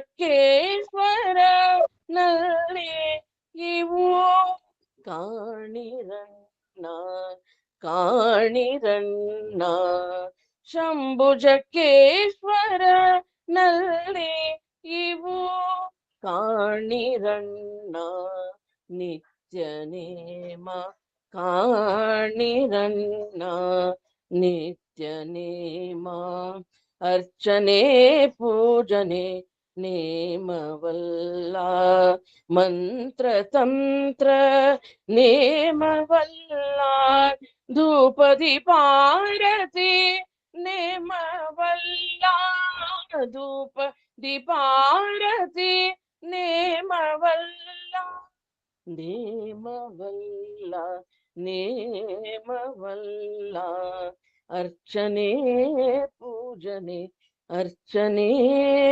ಪೂಜನೆ, ಅರ್ಚನೆ ಪೂಜನೆ ನೇಮವಲ್ಲ. ಎಲ್ಲರಿಗೂ ಅನಂತ ಶರಣಾರ್ಥಿಗಳು. ಶರಣಾರ್ಥಿಮ. ಪ್ರತ್ಯೇಕನ ವಚನಗಳನ್ನು ನಡೆಸ್ಕೊಟ್ಟಿದ್ದು ತಮಗೆ ಧನ್ಯವಾದ. ತಮ್ಮ ನಮ್ಮ 258ನೇ ಶರಣ ಚಿಂತನ ಮಾಲಿಕೆ ಇಲ್ಲಿಗೆ ಸಂಪನ್ನಗೊಳ್ತಾರೆ. ಈ ಕಾರ್ಯಕ್ರಮಕ್ಕೆ ಎಲ್ಲರೂ ಪಾಲ್ಗೊಂಡು ಮೊದಲನೇದಾಗಿ ಪ್ರಾರ್ಥನೆಯನ್ನ ನಡೆಸ್ಕೊಟ್ಟ ಡಾಕ್ಟರ್ ತಾರಾ BN ಅವರು ಮತ್ತೆ ಶಶಿಕಲಾ ಕರಡಿಗುತ್ತಿ ಮೇಡಮ್ ಈ ಉಪನ್ಯಾಸ ನಡೆಸಿಕೊಟ್ಟಿದ್ದಾರೆ. ಮತ್ತೆ ದತ್ತಿ ದಾಸೋಹಿಗಳಾದ ಲತಾ ಹೆಸರೂರು ಮೇಡಮ್ ಮತ್ತು ಅವರ ಕುಟುಂಬ ಪಟ್ಟಣ್ ಸರ್, ಶಾರದಾ ಪಾಟೀಲ್ ಮೇಡಮ್, ಕಸ್ತೂರೇವ ಅವರು, ಸಿದ್ದಪ್ಪ ಸರ್, ಅದೇ ಹೊರಟ್ಟಿ ಸರ್, ವೀಣಾ ಎಲಿಗಾರ್ ಮೇಡಮ್ ಮತ್ತೆ ಶಾಂತಾ ದುಳುಂಗಿ ಮೇಡಮ್ ತಮ್ಮ ಚಿಂತನೆಗಳನ್ನ ಹಂಚಿಕೊಂಡಿದ್ದೀರಿ. ಎಲ್ಲರಿಗೂ ಭಕ್ತಿಪೂರ್ವಕ ಶರಣಾರ್ಥಿಗಳನ್ನ ಅರ್ಪಿಸ್ತಾ ಎಂದಿನಂತೆ ನಮ್ಮ ವಾರದ ಶನಿವಾರ ಮತ್ತು ಭಾನುವಾರದ ಚಿಂತನೆಗಳಲ್ಲಿ ಎಲ್ಲರೂ ಪಾಲ್ಗೊಂಡು ಸಹಕರಿಸಿ ಈ ಕಾರ್ಯಕ್ರಮವನ್ನ ಯಶಸ್ವಿಗೊಳಿಸಬೇಕು ಅಂತ ಕೇಳ್ಕೊಳ್ತಾ, ಮತ್ತೆ ಡಾಕ್ಟರ್ ವೀಣಾ ಎಲಿಗಾರ್ ಮೇಡಮ್ ಹೇಳ್ದಂಗೆ 12ನೇ ತಾರೀಕು ಅವರ ವಿದ್ಯಾಲಯದ ಮತ್ತು ಅಕ್ಕನ ಅರಿವು ಬಳಗದ ಅಡಿಯಲ್ಲಿ ಅಂತಾರಾಷ್ಟ್ರೀಯ ವಿಚಾರ ಸಂಕಿರಣವನ್ನು ಹಮ್ಮಿಕೊಳ್ಳಲಾಗಿದೆ. ಎಲ್ಲರೂ ದಯವಿಟ್ಟು ಧಾರವಾಡದಲ್ಲಿ ಪಾಲ್ಗೊಂಡು ಇದನ್ನು ಯಶಸ್ವಿಗೊಳಿಸಬೇಕು ಅಂತ ಕೇಳ್ಕೊಳ್ತಾ, ನಮ್ಮ 258ನೇ ಶರಣ ಧರ್ಮ ಮತ್ತು ವೈಜ್ಞಾನಿಕ ಚಿಂತನೆಗಳು ಸಾಮೂಹಿಕ ಸಂವಾದ ಚಿಂತನಾ ಕಾರ್ಯಕ್ರಮ ಇಲ್ಲಿಗೆ ಸಂಪನ್ನಗೊಳ್ಳುತ್ತದೆ. ಎಲ್ಲರಿಗೂ ಮತ್ತೊಮ್ಮೆ ಭಕ್ತಿಪೂರ್ವಕ ಶರಣಾರ್ಥಿಗಳು. ಎಲ್ಲರಿಗೂ ಶರಣಾರ್ಥಿಗಳು.